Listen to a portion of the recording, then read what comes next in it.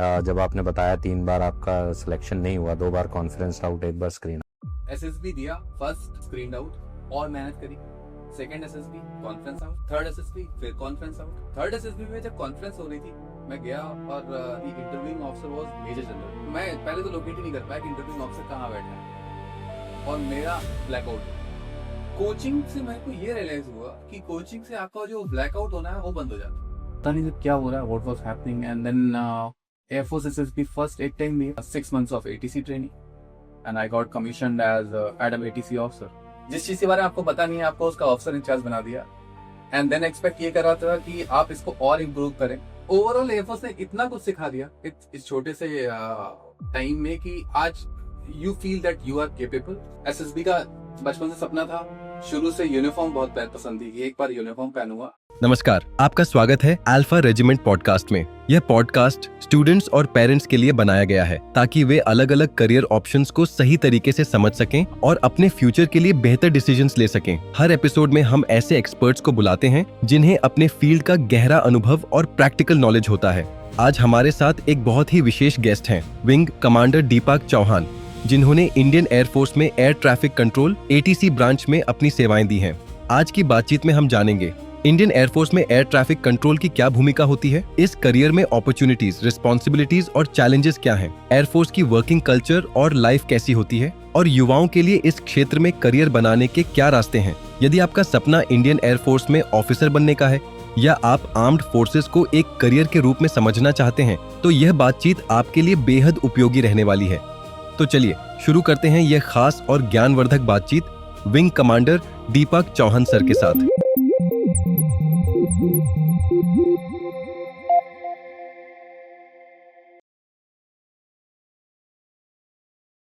Sir, आपने air force में अच्छा खासा टाइम स्पेंड किया, उसके बाद आप कॉर्पोरेट में भी रहे, अभी आप बच्चों को गाइड भी करते हैं along with other things. So we will start you and try to understand your journey from the candidate point of view कि आपने कैसे स्टार्ट किया, what were the method you used for your preparation, और उसके बाद में कितने attempt में आपका रिकमेंडेशन हुआ SSB कैंडिडेट के लिए, एंड उसके बाद में आपकी ब्रांच कौन सी थी एयरफोर्स में। थोड़ा सा क्लैरिटी दीजिए सर उसमें। Actually, journey started in 2008 when I joined Indian Air Force Academy. Before joining the academy, since my childhood, I was actually very much inclined towards Fauj. So एक सपना था फौज ज्वाइन करना, because I've seen my grandfather who was in military and he used to wear stars on the uniform. So I was actually very much inclined towards joining Fauj. Army SSB दिया, I gave 3 Army SSBs, 2 conference out, 1 screened out. कौन सी entry से थे sir ये CDS से थे, all 3 CDS and पता नहीं था क्या हो रहा है, what was happening and then air force SSB first एक टाइम दिया और फर्स्ट टाइम में थ्रू हो गया। And that was, I think उस टाइम पे तो FCAT नहीं था, CDSC से FCAT था, FCAT से दिया था। And the thing is, I think after giving 3 SSBs खुद ज्यादा मेहनत कर ली थी एंड फोर्थ कोई भी होता, कोई भी फौज होती, though I wanted to join military army, but air force का नंबर आया, एयरफोर्स ज्वाइन की and then air force academy 1 year and then 6 months of ATC training and I got commissioned as ADAM ATC officer and air traffic controlling के बारे में कुछ नहीं पता था। तो फौज एक्चुअली आपको वो चीज़ सिखाती है जिसके बारे में आपको कुछ नहीं पता होता। They only select the officer, एक केपेबल इंडिविजुअल, एंड देन आपको सिखाती वो चीज़ें जो आपको नहीं आती है। तो 17 ईयर सर्व किया, 17 ईयर्स में फौज ने मुझे बहुत कुछ सिखाया जो चीज़ बिल्कुल भी नहीं पता थी। फॉर एग्जाम्पल एडमिनिस्ट्रेशन, जो मेरी पेरेंट ब्रांच थी, एयर ट्रैफिक कंट्रोलिंग भी उस लेवल पे जहाँ पे मैं जॉइंट यूज़र एयरफील्ड में भी था, फाइटर्स के साथ भी था, हेलीकॉप्टर्स के साथ भी था, लद्दाख में भी था, आगे सियाचिन ग्लेशियर में भी था, कारगिल में था एंड आगरा में था। तो ये सारी चीज़ें सिखाने के बाद देन फौज ने मुझे एक टेन्योर दिया एयरफोर्स स्टेशन न्यू दिल्ली, जहाँ पे आउट ऑफ ATC कर दिया मुझे एंड एडम दे दिया, और एडम भी उस लेवल पे जहाँ पे the base is known for administration. So एक टीम थी और टीम के साथ काम किया, ग्रेजुअली स्क्रैच से सीखा. I was made the officer in charge of air warrior drill team. तो आपने नाम सुना होगा शायद. एयर वॉरियर ड्रिल टीम बहुत ही फेमस है और मैं उसका इंचार्ज बन गया था. उसमें मुझे कुछ नहीं पता था. तो they used to perform with rifles, they used to throw rifles, catch rifles and उनको ट्रेन करना मेरा काम था. तो जिस चीज़ के बारे में आपको पता नहीं है, आपको उसका ऑफिसर इंचार्ज बना दिया. एंड देन एक्सपेक्ट ये कर रहा था कि आप इसको और इम्प्रूव करें. और the standard was so high कि वो प्रेसिडेंट के सामने परफॉर्म कर रहे हैं, और वो पीएम के सर वो सामने देखे हैं कि वो आपकी राइफल्स रिवॉल्व कर रही है, उनके आगे नाइफ है and there is a one person coming across it. So वो एक्चुअली ऐसा लगता है कि राइफल डमी है और ये नाइफ ब्लंट होगा, बट वो नाइफ बहुत शार्प है. एंड एक राइफल का जो वेट है अराउंड 4.5 kg है. And that they rotate it, they throw it, they catch it, and they go through it. And that 13-14 minutes of display is very hectic, very demanding. So उसकी training होती थी. तो मैं उसको उस point of view से देखता था जहाँ पे मेरे सामने वो परेड स्क्वायर था और जहाँ वो सुबह आते थे. एंड द थिंग वाज कि एक टीम ट्रेन हो रही है, एक टीम अलग प्रैक्टिस कर रही है. We had 2 teams. और एक टीम है जो अभी ट्रेनिंग सेंटर से हमने एयरमैन सेलेक्ट किए हैं इनको रिप्लेस करने के लिए. तो एवरी डे एक ऐसा काम होता था कि 2 तो एडवांस टीम है, एक सीख रहे हैं जिनको इनके शूज को फिल करना है, और वो चलता रहता था. ऐसा नहीं कि वो अभी शुरू हुआ अभी खत्म हो गया, वो कंटिन्यूस चलता रहता था. तो ये फ्रीक्वेंट म्यूजिकल चेयर था कि आज इस चेयर पे ये बैठा है, कल उस चेयर पे ये बैठेगा, कल परसों उस चेयर पे ये बैठेगा. सो वो अच्छा था. देन उसके बाद मेरी लास्ट पोस्टिंग लखनऊ में थी. So I was chief radar controller. तो एक रेडार यूनिट में था and I had 3 officers under me, उनकी ट्रेनिंग, देन रेडार का सारा रिस्पॉन्सिबिलिटी. सो ओवरऑल एयरफोर्स ने इतना कुछ सिखा दिया इस छोटे से टाइम में कि आज you feel that you are capable and you can give. अब कॉर्पोरेट में जाने की तैयारी है, एक जॉब करके आ चुका हूँ, दूसरी में स्विच कर रहा हूँ. सो बस यही है कि ऐसा लग रहा है कि हाँ, इतना कुछ सिखा दिया कि आप I can give interview for administration, facility management, security, operations and you name a thing. And people are asking in the interview कि आप इसमें, आपको ये कैसे आता है, प्रोक्योरमेंट भी आता है आपको, एंड आपको फैसिलिटी मैनेजमेंट भी आता है, आपको ये भी आता है. तो आता सब कुछ है. If you give me a chance and अगर आप आउट ऑफ द बॉक्स भी जॉब दोगे तो भी आज आई थिंक आपसे बेटर कर लूंगा मैं. I was going through your LinkedIn profile, तो मैं वहाँ पे देख रहा हूँ आई थिंक 22 सर्टिफिकेट्स एंड वो अक्रॉस दी फील्ड है. वो सर कर क्या रहे हैं एग्जैक्टली, मेरे को इनसे पूछना क्या है. ही इज ऑलमोस्ट ओमनीपोटेंट की सब कुछ किया हुआ है. ठीक है सर, समझने के लिए लेट्स से आपने CDS से किया था, तो आपकी ग्रेजुएशन क्या थी, बीटेक थी and BA. I'm a BA and BA civil में what they do, air traffic controlling के लिए साइंस इज मैंडेटरी. हाँ. बट फौज में we don't require science. Still is the same thing. हाँ, BA करे हुए भी मुझे उन्होंने एयर ट्रैफिक कंट्रोलर बनाया. And I think given a chance अगर कोई कंपटीशन होता है तो फौज के मिलिट्री कंट्रोलर्स जो air traffic controllers are far far far more superior then. सो वो ट्रांजिशन कैसे हुआ? लेट्स से आप साइंस बैकग्राउंड, मैथ थी आपके पास BA में? नहीं थी. I was I got graduated in public administration and history. सो जब ATC का कोर्स होता था, did you find it little difficult कि मैथ्स है एंड ऑल, कि वो नॉर्मल था आपके लिए जैसे 11th 12th में normal air subject? Traffic control में इतना मैथ्स वो साइंस नहीं है. साइंस एक अलग सब्जेक्ट है उसमें. In addition to all the other chapters, science, meteorology, then air traffic controlling. So science इतना डिफिकल्ट नहीं है. और एक चीज सीख ली है मैंने फौज में कि आप कुछ भी कर सकते हो, कुछ भी डिफिकल्ट नहीं है. तो अगर आप कुछ भी प्रोग्रामिंग भी करना चाहते हो और आप BA करके आए हो तो आप प्रोग्रामिंग भी कर सकते हो. बस आपको टाइम देना पड़ेगा. जैसे फौज में क्या होता था कि हमें ट्रेनिंग करते करते ही एयर ट्रैफिक कंट्रोलिंग कर रहे थे, तो हमें शायद 2-3 घंटे सोने को मिलता था. तो उनमें वो एयरफोर्स किसी भी आर्मी में अपनी फौज में कहें, वो तरीका होता है ना कि आपको तैरना वो वैसे नहीं सिखाएंगे, आपको पूल में फेंक देंगे, you will figure it out कि आपको कैसे तैरना है. तो वो ऐसा ही रहा होगा. तो SSB की प्रिपरेशन पे आते सर, आपने कहीं से कोचिंग ली? जब आपने बताया 3 बार आपका सिलेक्शन नहीं हुआ, 2 बार कॉन्फ्रेंस आउट, 1 बार स्क्रीन आउट, तो कैसे आपने उसकी प्रिपरेशन की and what were the your learning जो अभी आप कैंडिडेट को बताना चाहें कि एसएसबी की प्रिपरेशन करनी कैसी चाहिए, और कोई अगर फाइनल ईयर में स्टूडेंट है, कुछ टाइम है उसके पास, तो क्या वो बैकग्राउंड वर्क स्टार्ट कर दे ताकि वो जब रियल एसएसबी प्रिपरेशन फेज में आए तो चीज़ें इजीली वर्कआउट करें। अ, इस इसमें एक छोटा सा किस्सा है मेरे पास। एसएसबी का बचपन से सपना था। शुरू से यूनिफॉर्म बहुत पसंद थी कि एक बार यूनिफॉर्म पहनूंगा, ऐसा लगता था कि नाना को देखा था। एंड देन मिलिट्री ट्रक्स गुजरते थे स्कूल के सामने से, बड़ा अच्छा लगता था कि यार ये ऐसा बनना है कुछ। सो एसएसबी दिया, फर्स्ट स्क्रीनड आउट, और मेहनत करी। Second SSB conference out, third SSB फिर कॉन्फ्रेंस आउट। थर्ड एसएसबी में जब कॉन्फ्रेंस हो रही थी, मैं गया और the interviewing officer was major general. So उनके ऑफिस में घुसा, ऑफिस वाज सो बिग। मैं पहले तो लोकेट ही नहीं कर पाया कि इंटरव्यूइंग ऑफिसर कहाँ बैठा है, और मेरा ब्लैकआउट हो गया। मुझे ऐसा लगा कि इतने बड़े ऑफिसर के रूम में आया हूँ मैं इंटरव्यू देने के लिए, पूरा ब्लैकआउट हो गया, मुझे कुछ दिख नहीं रहा। मैं अंदर गया, फिर थोड़ा सा समझ में आया कि कोई बैठा है दूर, और उन्होंने मुझे बहुत दूर बिठा दिया, बहुत दूर, मतलब इतना पास भी नहीं था कि जैसे हम बैठे हैं ऐसा नहीं, वो हाँ, एक रूम के एक कोने में बिल्कुल। मैं बैठा था, एक कोने में वो बैठे थे, और वहां बिठा दिया। अब उन्होंने मुझे रैपिड फायर क्वेश्चन दाग दिए। सीआईक्यू क्वेश्चंस नहीं पूछे कुछ आपसे? नहीं, पहला पहला ही था रैपिड फायर। उन्होंने मेरी पूरी क्वेश्चन है पीआईक्यू पूरा ऑलमोस्ट उसी रैपिड फायर में डाल दिया, एंड आई वाज लॉस्ट। इतनी प्रिपरेशन करके आया था, इतना था, बट वो seeing his office, his aura, बाहर फ्लैग लगे थे, लोग खड़े थे, और वो रेड कारपेट लगा हुआ था, मैं फॉक्स हो गया, मुझे समझ ही नहीं आया कि क्या करना है।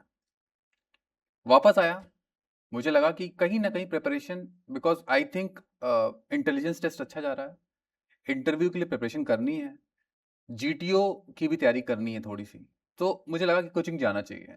तो सर्च किया, कोचिंग बहुत सारी थी उस समय भी। ब्रिगेडियर सैनी का नाम सुना हुआ था, तो मैंने सोचा कि इनसे आके कोचिंग लेते हैं, तो चंडीगढ़ में एक कोचिंग में गया, और वहाँ मैंने कोचिंग ली। एंड कोचिंग से मेरे को ये रियलाइज हुआ कि कोचिंग से आपका जो ब्लैकआउट होना है वो बंद हो जाता है, यू क्योंकि नो कि अभी इनको चाहिए क्या एग्जैक्टली? बिकॉज जो इनको चाहिए वो आपके अंदर या तो होगा और या तो नहीं होगा। ऐसा नहीं है कि आपके अंदर कुछ वो डाल सकता है। पर कोचिंग में क्या होता है, कोचिंग आपको एक डायरेक्शन देती है। कोचिंग इज लाइक अ गुरु जो आपको डायरेक्शन देता है कि लाइफ में आपको इस कोचिंग के लिए, इस एसएसबी के लिए ऐसे जाना है, आप ऐसे करेंगे, आप ये एक्सपेक्ट करेंगे, अब जीटीओ होगा, जीटीओ में ये होगा, एसएसबी में ये होगा, और आपको वो जो आपके अंदर का फियर है वो निकाल देता है कोचिंग। बिकॉज ऐसे सडनली एक न्यू कमर जाएगा, उसको समझ ही नहीं आएगा कि क्या चल रहा है, उसको भले ही कितने भी इंस्ट्रक्शंस आप दे दें कि हाँ ये प्रोसीजर है, ये होगा, वो फॉक्स हो जाएगा, उसका ब्लैकआउट हो जाएगा, मेरे जैसे हुआ था। तो after 3 SSBs I have realised कि coaching is very important, and coaching gives you confidence, coaching gives you understanding of coaching SSB procedure, and that is very important to be successful. Then Air Force SSB was like a cakewalk. गया आराम से, and then intelligence test, the initial group discussion was amazing because एक picture दिखाई गई, and then picture पे you write a story, and my story was very bad. So when I went for group discussion, everybody was narrating the story, and I heard the story of everyone, and then I realized that my story is not up to the mark. And then out of all, we were I think 13, and out of all we were actually 30. So out of all, I decided that I would follow the story of chest number 4 without knowing him. So his story was very high level, very intellectual kind of a story. So after the initial description was over, then the house was open for group discussion.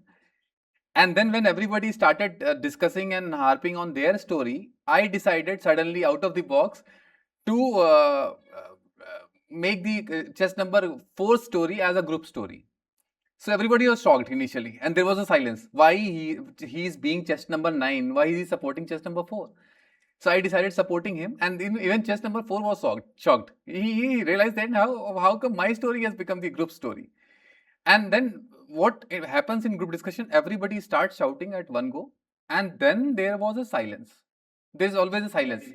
Yeah, because now everybody has shouted. They have said whatever they wanted to say, but then everybody is silent, and you need to utilize that and To enter. wait for your turn. You will get your turn in SSBs also, in anything that, like in group GTO task also, you get a time in command task. So there's no requirement to run with Balli and Fatta and then do whatever you want to do. Just wait for command task and do the command task very beautifully, because you are the commander there. And same happens in group discussion also. So whenever you get that slot of silence, just go in that and keep your energy intact, and wait for your opportunity. And when you get the opportunity, just go all out. And everybody in that group was impressed with my story. And then I also stand up and I stood up and I said, I'll just narrate the story of chess number 4, and if anybody has any point, you can pitch in. So nobody had any point, because I had decided on my own, and because of chess number 4 story, I got screened in, and then I got recommended also, and I'm not aware of his whereabouts. This chess number 4 got screened in, yes or No, he no? was No. screened out. Okay. I was the only one who got screened in, because I think there's a thing called intelligence and assessing the best options out of all these things. So I think I assessed, and that was seen by the Open for GTOs the also. feedback was also there. Okay. So fourth में आपका जब let's say chess number उन्होंने finally बोला when you got screened recommended, so वो feeling क्या थी? And in your batch how many got recommended? We had a batch of around initially they were, I think, 100 plus, and then screened in were 30, and out of 30, 3 got selected. So, and we are very good friends now also, and the feeling was actually amazing, because you have achieved what you wanted to achieve.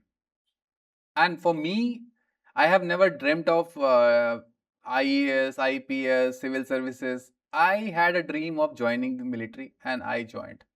And I enjoyed every bit of it. For 17 years, I enjoyed every day wearing uniform. And now I'm not wearing uniform, but I actually sometimes repent my decision also. That wearing uniform daily, it's a pride. And you don't have to select the shirt and pant. You have a fixed pattern, you have a fixed color, and donning that blue uniform or green overall was amazing actually. Absolutely. So आपका जैसे अभी होता है AFCAT entries में कि medical बाद में होता है, you have to report later on. आपके टाइम पे भी यही था या फिर just like army soon after your SSB you got medicals? I got recommended from Varanasi, and medical was there in Delhi. Okay, and it was बीच में It was immediately. They gave us a medical letter, and we were supposed to report on, I think, 3 days after the SSB. So medical was smooth? Medical या was smooth. उसमें कोई point? There's no point. Actually, medical is, I don't think if you have any major disability or major issues health-wise, then there's the issue. Otherwise, if you are fit and if you can play games, if you can run, then I think you are medically fit. Nowadays sir, what is happening? मैंने देखा personally बहुत सारे बच्चों का 1-2 medical point बनते ही बनते हैं. आई am not saying कि सबका, बट काफ़ी ऑलमोस्ट 50% कैंडिडेट जो मैंने सुना है. So there was one candidate, he was also for the FCAT entry, but for the flying branch, Air Force. I would not prefer to take his name, he is serving right now. तो उन्होंने first SSB दिया, he got medical, and उसमें उन्होंने किसी private doctor को consult किया, उन्होंने जो बताया वो करा, and he got permanently rejected into the medical. This was ND entry जब उन्होंने किया. उसके बाद में he had 9 SSBs, और वो मेंटल फियर लगा लो या फिर असेसर्स की पहले मेडिकली आउट है तो वो रिकमेंड नहीं कर रहे थे, and all those things. Finally he got recommended in the very final attempt. उसके बाद वो ओवर एज थे फॉर फ्लाइंग, और सेम अगेन उनके मेडिकल में वही 2 पॉइंट आए. सेम नहीं थे point, they were different. One was from ENT I remember as far as. तो he contacted with me because उन्होंने मॉक इंटरव्यू साइकोलॉजी लिया था हमसे. सो उस टाइम पे फिर उन्होंने किसी प्राइवेट डॉक्टर को कंसल्ट किया, उन्होंने फिर उसको सर्जरी बताई। तो उस टाइम पे उन्होंने मेरे से कांटेक्ट किया, तो मैंने आर्मी के एक रिटायर्ड ब्रिगेडियर थे, I am forgetting his name, उनसे कांटेक्ट किया। तो उन्होंने कहा कि नहीं, this can be cured by medication, simple. तो वो मेडिकेशन उन्होंने ली and he gone through the SSB and he got recommended and he is serving right now.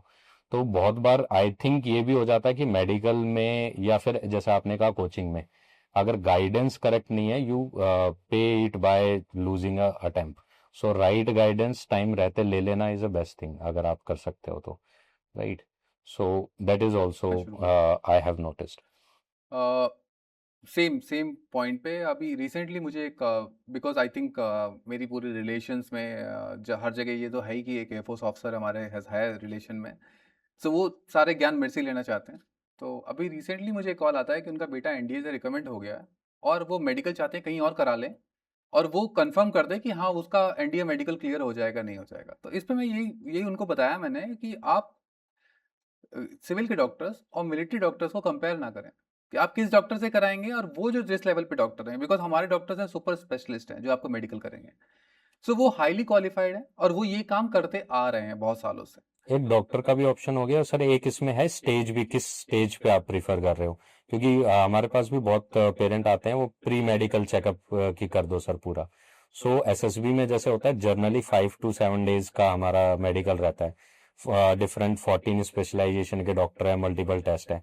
अगर वो हम उस क्वालिटी को हालांकि वो मैच करना भी इम्पॉसिबल है कि उनको एक जगह पे लाना, एक टाइम पे टेस्ट होना and all those thing, but अगर वो मैच भी करते हैं हम, तो it will cost more than 50K। वो फिजिबल ऑप्शन नहीं है और उसकी कोई वैलिडिटी नहीं है, वो उसके अगेंस्ट अपना वर्डिक्ट दे सकते हैं, right. So better option is कि आप मेडिकल के लिए जाओ, if you get any TR point there, है ना, तो आपके पास 42 डेज हैं अपील करने के लिए। उस टाइम में उस पर्टिकुलर पॉइंट के स्पेशलाइजेशन डॉक्टर से कंसल्ट कर लो जो मिलिट्री रिटायर्ड है। It will be more feasible solution and workable solution, क्योंकि क्योरेबल चीज होगी तो 42 डेज में आराम से क्योर हो जाएगी, और नॉन क्योरेबल है तो फिर कुछ है ही नहीं, उसमें मेरा आप भी कुछ भी कर ही नहीं सकते। मेरे भी मेडिकल में उन्होंने हेयरिंग का कुछ किया था कि आई थिंक हेयरिंग में उन्होंने दोबारा रेफर किया मुझे। तो मेरा एएफसीएमई में हुआ 5 दिन का ही था एंड 5 दिन में मुझे हेयरिंग के लिए उन्होंने कुछ ऑब्जर्वेशन डाला एंड सुपर स्पेशलिस्ट को भेजा। उन्होंने चेक किया, उन्होंने मुझे फिट कर दिया। सो मैंने तो कुछ चेक नहीं कराया था, मुझे पता था कि आई एम फिट एंड सब कुछ है। ऐसे मेरे एक फ्रेंड का हुआ, उसको इनिशियली बोला कलर ब्लाइंड है, बट जब उसने अपील की एंड दोबारा किया तो उसकी एयरफोर्स की ब्रांच चेंज हो गई। सो वो नॉर्मल एटीसी ब्रांच से लॉजिस्टिक ब्रांच में कमीशन हुआ, बट इससे कुछ फर्क नहीं पड़ा। वो आई थिंक वो ज़्यादा अच्छा कर रहा है और लॉजिस्टिक में बहुत ही अच्छा कर रहा है। सो वो डिपेंड करता है कि आपकी डेस्टिनी क्या है, आप कहाँ पहुंचोगे, और द थिंग इज आपको डरने की जरूरत नहीं है। इसमें एक चीज सर और है विच आई हैव नोटिस, कि जब भी आप अपील करते हो, इट इज नॉट लिमिटेड कि आप एक ही अपील कर सकते हो, यू कैन डू मल्टीपल। और एवरी अपील में जो आपको बोर्ड मिलता है, वहां पे डॉक्टर्स ज्यादा सीनियर होते चले जाते हैं। लेट्स से इनिशियल आपके मेडिकल, उसके अंदर लेट्स से ग्रुप कैप्टन और उस रैंक के ऑफिसर है, तो नेक्स्ट में आप जाओगे कोमोडोर मिलेंगे and then you will get admiral rank officers. तो वो ऑब्वियसली वो ज्यादा सीनियर हैं एंड दे, ज्यादातर मैंने देखा है कि ज्यादा नर्वस होने की जरूरत नहीं है। क्योंकि जो आप बोल रहे हैं, जब मेरा हेयरिंग का बताया उन्होंने, तो एक कैप्टन ने हेयरिंग का लिखा ऑब्जर्वेशन, एंड जब मेरा रिव्यू हुआ, जो वहीं पे एएफसी में एएफसी में नहीं कर दिया, and जब रिव्यू हुआ तो ग्रुप कैप्टन ने लिया। सो वो 4 रैंक सीनियर है, तो उसने देखा, उसने समझा और उसने ऑब्जर्वेशन क्लियर कर दी, उसने कहा नहीं कुछ भी नहीं है।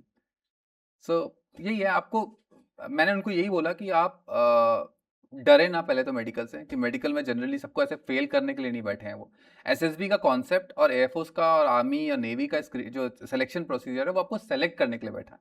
लोग जो सोचते हैं कि हमें रिजेक्ट करने के लिए बैठा है, वो आपको सेलेक्ट करने के लिए बैठा है। आपको अपना बेस्ट देना है और बाकी आपकी किस्मत है। अगर आपके अंदर वो सारी क्वालिटीज़ हैं और वो पोटेंशियल है जो एकेडमीज में जाके फर्दर नर्चर हो सकता है, फर्दर उसको एनहांस करा जा सकता है और एक मिलिट्री ऑफिसर बन सकता है, ट्रेनेबिलिटी है आपको, वो ट्रेन कर सकते। तो बस वो यही देख रहे हैं कि आपके अंदर वो पोटेंशियल है कि नहीं है। आप कुछ भी ट्रेनिंग कर लो, आप कोई भी फैक्ट बता दो, आप झूठ बोलो, सच बोलो, जो भी करना है वो पकड़ लेंगे, क्योंकि वो असेसर्स हैं, वो यही काम करते आ रहे हैं, तो आप उनसे कुछ फेक नहीं कर सकते। It's better to be real. यहाँ पे सर बैचेस कुछ हमने रन किए, तो वहाँ पे मॉक एसएसबी जब हुआ बच्चों का, सो जो साइकोलॉजिस्ट थे, he was very senior psychologist, navy से रिटायर थे. He retired in, I think, he commissioned in 1992, जब का मेरा बर्थ है. तो उनको उतना मेरा लाइफ का एक्सपीरियंस था, उनको उतना जॉब का था. तो जब मैं उनकी वो डोशियर चेक कर रहा था तो उन्होंने स्पेसिफिक पॉइंट लिख दिया, ये बच्चे में ये है, ये में ये, वेरी क्रिस्प. कि आप ऐसे समझो कि हो सकता है कि हम कुछ मिस्टेक कर दे, कि मैं उनके पेरेंट्स से भी बात करूं कि आप अपने बच्चे के बारे में बताओ, और जब वो पॉइंट लिखूंगा हो सकता है उसमें मिस्टेक हो. उन्होंने क्लियरली मेंशन किया हुआ. तो आपको जेन्युइनली अगर काम करना है, आई थिंक अपने ऊपर कीजिए, प्रोसेस को नोन कीजिए, और बाकी अगर आप में वो है तो जैसे वो कहते हैं ना, if you have it you will make it, और अगर नहीं है तो फिर गो एंड गेट इट. ये एक्चुअली इस पे एक स्टोरी है मेरे पास छोटी सी. एक I will not name him. ये जीटीओ थे सर, और लकीली मैं उसी स्टेशन में टेम्परेरी ड्यूटी पे गया हुआ था. सो उन्होंने घर पे पार्टी में बुलाया, तो मैं उनके घर पे वो था, और बात करते करते पता चला कि वो जीटीओ थे. सो मैंने बोला कि मुझे ये एसएसबी का जो ये इतने एरा पुराना जो सिस्टम है, इस पे डाउट है. ये आई थिंक ये आप इसको वो भी कर सकते हो, इतना ऑथेंटिक नहीं है शायद ये. तो उन्होंने बड़े स्माइल करके और बड़े प्यार से उन्होंने बोला कि अच्छा ठीक है, तुम्हें डाउट है तो एक काम करो. एक रूम दे दिया मुझे, रूम में बिठा दिया कि यहाँ बैठो, यू स्नैक्स और ड्रिंक्स अपने रख के बैठो, ठीक है. और मोबाइल पे उन्होंने मुझे कुछ पिक्चर्स भेजी, 5 पिक्चर्स, 5 शीट दे दी उन्होंने मुझे कि इस पे स्टोरी लिख दो बस. 5, और you have all the time. तुम 2 घंटा लेना चाहो 2 घंटा लो, 3 घंटा लेना चाहो 3 घंटा लो. और put all the leadership qualities, जो लीडरशिप क्वालिटी आपको लगती है, आपको एसएसबी वाले जो को बताते हैं, और ये वो. एंड तब तक तो मेरी सर्विस हो गई थी अराउंड 5-6 साल, तो मैंने तो फौज देख भी ली थी. तो उन्होंने कहा put all the leadership quality, जो भी आप डाल सकते हो, एंड इन 5 पिक्चर पे जस्ट राइट अ स्टोरी. सब पे लिखो 5 पे, और जब खत्म हो जाए मुझे हैंड ओवर कर देना, मैं कल बताऊंगा तुम्हें सब कुछ. तो मैंने कहा हाँ, अभी मैं चैलेंज कर लेता हूँ सिस्टम को, मेरे को अपॉर्चुनिटी मिल गई है. हाँ, मैं फेलियर का कोई डर भी नहीं फेलियर कुछ का डर वाला. नहीं, मुझे कौन निकाल रहा है. तो मैंने 5 स्टोरी लिखी बढ़िया सी, और बहुत बढ़िया उसमें पूरी लीडरशिप क्वालिटीज डाल दी, सब डाल दिया. कल अगले दिन उन्होंने मुझे मेरे ऑफिस में आके उन्होंने मुझे सारी डिटेल डिस्क्रिप्शन दिया मेरे बारे में, और आई वॉज शॉक्ड.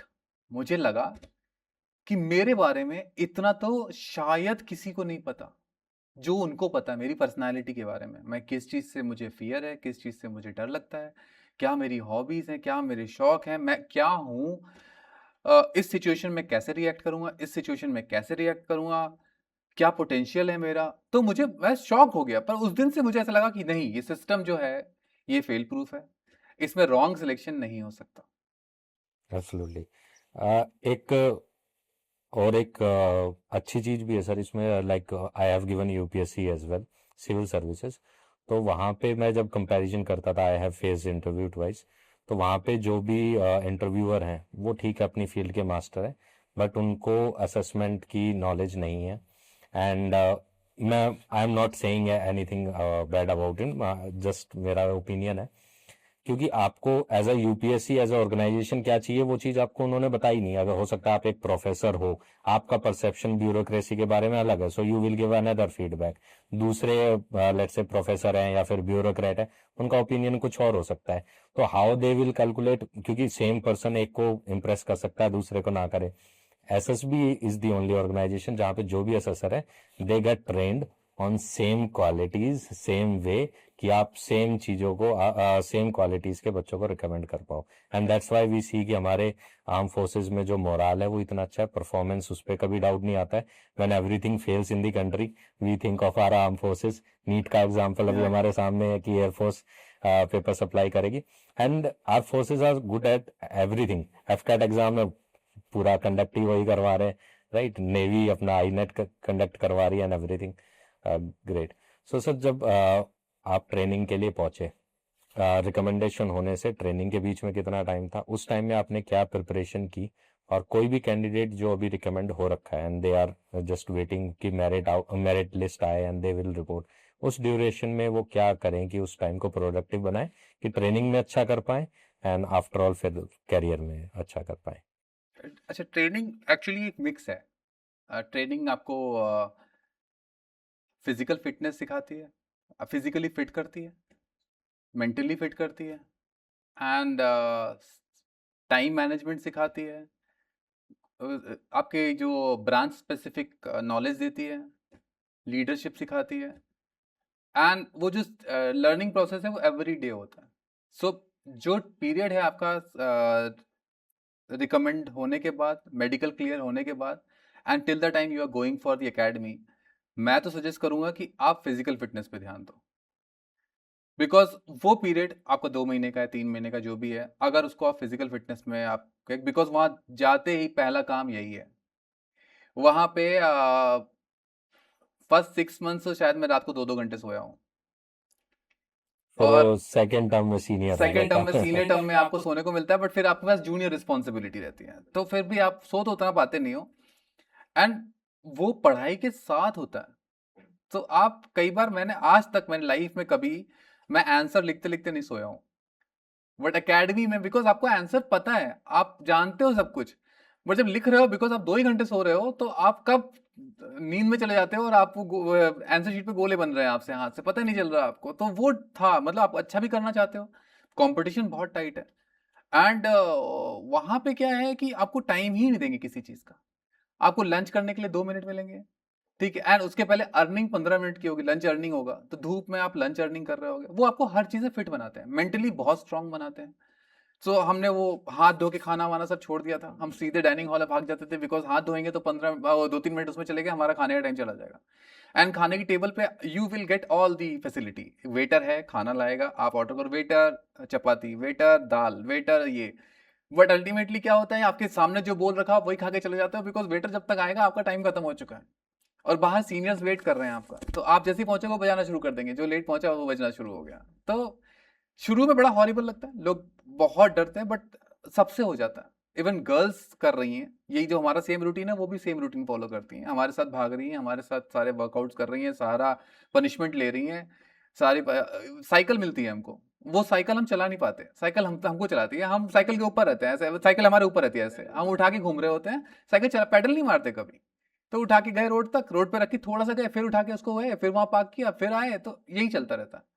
वो आपको हर दिन फिट बनाती है, हर दिन आपको केपेबल बनाती है, अ, आपको लीडरशिप सिखाती है, और आपको इतना ट्रेंड कर देती है कि वही बोलते हैं ना, अगर फौजी फिट है सब काम करने के लिए, बिकॉज उसकी ट्रेनिंग वैसी हुई है. तो अगर वो ट्रेन ही इतना ज्यादा हार्श कंडीशन में हुआ है, तो वो कोई भी सर्वाइव कर सकता है. तो मैं ऐसी जगह भी मैंने जॉब करी हुई है जहाँ पे टैप में वाटर नहीं आता था. तो लोग बोलते हैं ना टैप वाटर, मेरे लिए टैप वाटर मुझे लग्जरी लगता था, बिकॉज लद्दाख में था, सियाचिन ग्लेशियर में था, नल में पानी नहीं था. तो नल में पानी नहीं था मतलब क्या है, आइस थी, तो आइस ड्रम्स में रखी होती थी, तो उसमें आप इमर्शन रॉड डाल दो, पूरी रात डाले रहो, तब जाके सुबह वो पानी ऐसा होता था कि आप उसको फ्रेश हो जाओ उससे, और नहा लो और चले जाओ. ठंड इतनी होती थी कि एटीसी में पहुंच गए और वो पीटीटी प्रेस करते थे, आरटी करने के लिए प्रेस नहीं हो रही हाथ से, और अगर आप हीटर के सामने ग्लव्स रख रहे हो या सॉक्स रख रहे हो तो सॉक्स जल जा रहे हैं, बॉडी को पता नहीं चल रहा है. तो ऐसी कंडीशंस में आप तभी ऐसे कभी सर्वाइव कर सकते हो जो आपकी वो ट्रेनिंग हुई हो. तो जो भी जा रहा है ट्रेनिंग के लिए, मेरा उसको एक ही सजेशन है, पहला फिजिकल फिटनेस बहुत इंपॉर्टेंट है, एंड देन अब आपने जो अचीव करना था अचीव कर लिया है, अब नाओ फौज को अपना काम करने दो, और वहां दिमाग करो बंद. जब पढ़ना हो दिमाग ऑन करो, जब रगड़ा हो, पनिशमेंट हो या सीनियर्स पनिशमेंट दे रहे हो, वो दैट इज रिक्वायर्ड, वो एक प्रोसेस है. तो वो उस प्रोसेस में जाओ जहाँ एक स्क्वाड्रन कंपटीशन होती है. मेरे टाइम पे 4 स्क्वाड्रन होते थे, कंपटीशन इतनी तगड़ी थी हमारे बीच में कि हर हमेशा हर इवेंट की लड़ाई होती थी. लड़ाई बिल्कुल. फिजिकल नहीं, हाँ, वो वो मार्क्स की कंपटीशन लड़ाई. है. तो वो तभी हो पाएगी जब सीनियर्स आपको उस लेवल पे ट्रेन करेंगे. सीनियर्स हमारे इंस्ट्रक्टर्स पे बिलीव नहीं करते, सीनियर्स बिलीव करते हैं स्क्वाड्रन की इमेज पे. तो अगर आप मार्क्स कम ला रहे हो तो सीनियर्स आपको एक्स्ट्रा टाइम में बढ़ा रहे हैं. अगर आप फिजिकली फिट अच्छे नहीं हो तो सीनियर्स आपको भगा रहे हैं. अगर आप चिनअप नहीं मार पा रहे, सीनियर आपको चिनअप्स करा रहे हैं. अगर आप स्विमिंग नहीं कर पा रहे, सीनियर्स आपको स्पेयर टाइम में, अपने स्पेयर टाइम में आपको लेके जाके स्विमिंग करा रहे हैं. सो वो एक कल्चर है जो एकेडमी का होता है, और सेम एनडीए में है, ओटीए में है, आईएमए में है, एफए में है. ऑलमोस्ट है. साइकिल का sir, as far as I remember, IMA में शायद है कि आप अकेले जा रहे हो तो you can use your bicycle, but 2 लोग, या फिर पता नहीं, अकेले आप नहीं कर सकते, you have to carry that on your shoulder, but 4 लोग जा रहे हो तो यूज कर सकते हो. कुछ रूल्स होते हैं, हाँ, राइट? हमारे यहाँ क्या रूल था कि सिंगल तो जाना ही नहीं था मैक्सिमम. वो शोल्डर पे रहेगी. और अगर आप 2 में जा रहे हो तो एक फॉर्मेशन बनानी है, 4 में तो फिर वो 2-2 की फॉर्मेशन है, 9 में जा रहे हो तो 3-3-3 की फॉर्मेशन है, एंड देन राइट मोस्ट जो पर्सन है वो सैल्यूट करेगा, वो ब्रेसअप करेगा, बाकी वो सारी एक एक ऐसी चीज सिखाते हैं फॉर अ सिविलियन जो बाहर से आया है, उसको लगेगा कि ये क्या हो रहा है, मेरे पास साइकिल मैं चला नहीं सकता। और एक एक सिस्टम होता था आई स्लिप्स। आई स्लिप्स होती थी, एक पर्ची होती थी जिसमें आपका पूरा नाम, आपका स्क्वाड्रन कौन सा है, किस क्लास में हो और क्या ब्रांच के लिए आप ट्रेनिंग कर रहे हो, वो आपकी पॉकेट में होती थी। तो दिन भर में आप जहाँ पढ़ने गए हो, जहाँ पे आप कोई लेक्चर अटेंड कर रहे हो, आपने कुछ ऐसा कांड किया जो सीनियर्स को पसंद नहीं आया, आप सो गए क्लास में, या सीनियर्स ने देखा आप फैकल्टी में कहीं ऐसे घूम रहे हो जहाँ नहीं होना चाहिए, या फिर आपको साइकिल जहाँ सर पे उठानी है आप चला रहे हो, तो वो एक आई स्लिप आपसे ले लेते हैं। तो आपसे मांगेंगे कि give me your I slip, आप दे दोगे आई स्लिप। देन वो लंच अर्निंग सेशन और डिनर के टाइम पे जो सेशन होते हैं सबके कंबाइंड, वहां पे एक महाराजा बनता है, तो वो आई स्लिप निकलती है, आपका नाम पुकारा जाता है, आप बाहर आते हो, एंड देन सीनियर्स डिसाइड करेंगे आप महाराजा पुशअप करोगे, वो एक व्हील है अभिमन्यु व्हील, वो उठा के घूमोगे, या फिर आपको और क्या पनिशमेंट देनी है इन फ्रंट ऑफ एवरीवन। तो आपका नाम अनाउंस होगा जैसे आपने कुछ वो मेडल जीता हो, और आपको बुला के जो पनिशमेंट दी जाती है, मजा आता है उसमें। ऐसा लगता है कि हाँ, ये जो लोग कांड करते थे क्योंकि लोगों को जाना होता था कि हाँ यार चलो आज कुछ पुशअप्स मार के आते हैं। हाँ, हीरोइक फीलिंग है कि हाँ आई कि एम गुड हाँ मैं फाइटर। मैं स्टार हूँ, मैं 100 पुशअप्स मार सकता हूँ। और वो थोड़ा सा वो भी लगता था कि 100, ओहो 120, हाँ 150, ऐसे टारगेट्स बनते थे लोगों के कि इतने पुशअप्स मार सकता है ये। ट्रेनिंग में sir along with your physical training classrooms का क्या रहता है, कितना टाइम चलते हैं, कितने सब्जेक्ट्स होते हैं पर्टिकुलर, थोड़ा सा तो आइडिया। एक टिपिकल डे जो स्टार्ट होता है वो सुबह स्टार्ट होता है ऑफिशियली, अनऑफिशियली की बात मैं करूंगा साथ में।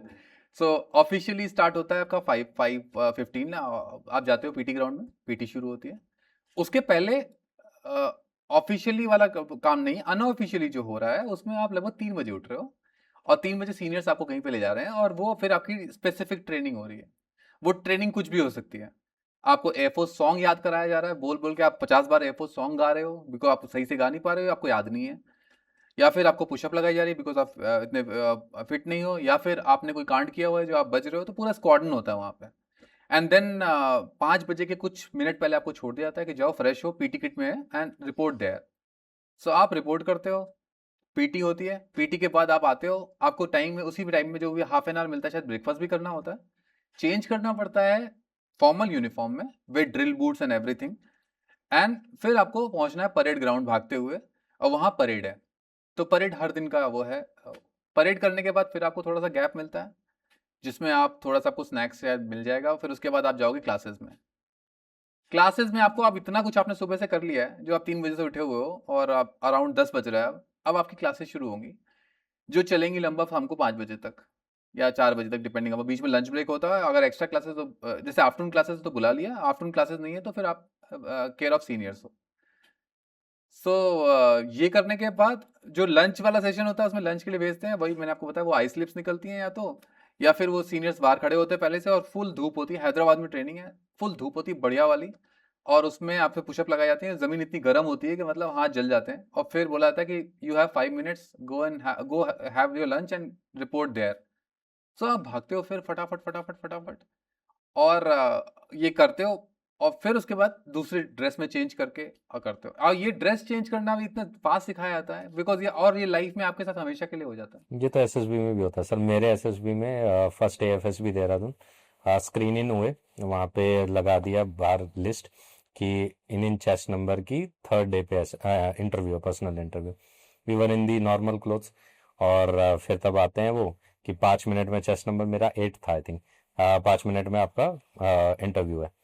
तो आपको चेंज करना है 5 मिनट में, यूवर की ठीक है स्पोर्ट्स में खेल रहे हैं, वो कर रहे हैं, और वहां पे जाके आप 1 घंटे बैठे हुए हो, आइए अगर रूम के बाहर, और क्योंकि किसी से बात नहीं हो रही है तो वो आप मेंटली अपना प्रेशर एक बिल्डअप हो रहा है, क्योंकि आपका पूरा डोशियर अंदर है, सारे डॉक्यूमेंट्स वगैरह। एंड फर्स्ट क्वेश्चन जो मेरे से पूछा था, उन्होंने कहा क्या रविंद्र, आप मेरे से भी सीआईक्यू क्वेश्चन बाद में पूछा, पहले पूछा Ravindra if I am comparing your graduation marks, engineering marks, तो आई एम सीइंग कि आपके प्रैक्टिकल में नंबर ज्यादा कंपेयर टू थ्योरी। सो चापलूस टाइप के बच्चे हो गया। तो मेरा क्वेश्चन यही था सर, इसको आप चापलूस कह सकते हो, मैं ओबीडियंट समझता हूँ कि ठीक है मैंने टीचर्स की रिस्पेक्ट की होगी। So they laughed and then interview started. So उन्होंने इतना ऑब्जर्व कर लिया कि वो पूरा का पूरा कि आपके इसमें मार्क्स ज़्यादा हैं, इसमें कम है, और फिर उसके बाद स्टार्ट किया। ठीक है। तो सर जैसे आपकी जब नॉर्मल किस्से हैं, ये कि क्लासरूम में सोना होता है थोड़ा सा, क्योंकि रात को तो सोने का आपको मिल नहीं रहा है, तो same is with the AFA कि थोड़ा बहुत डिफरेंस है?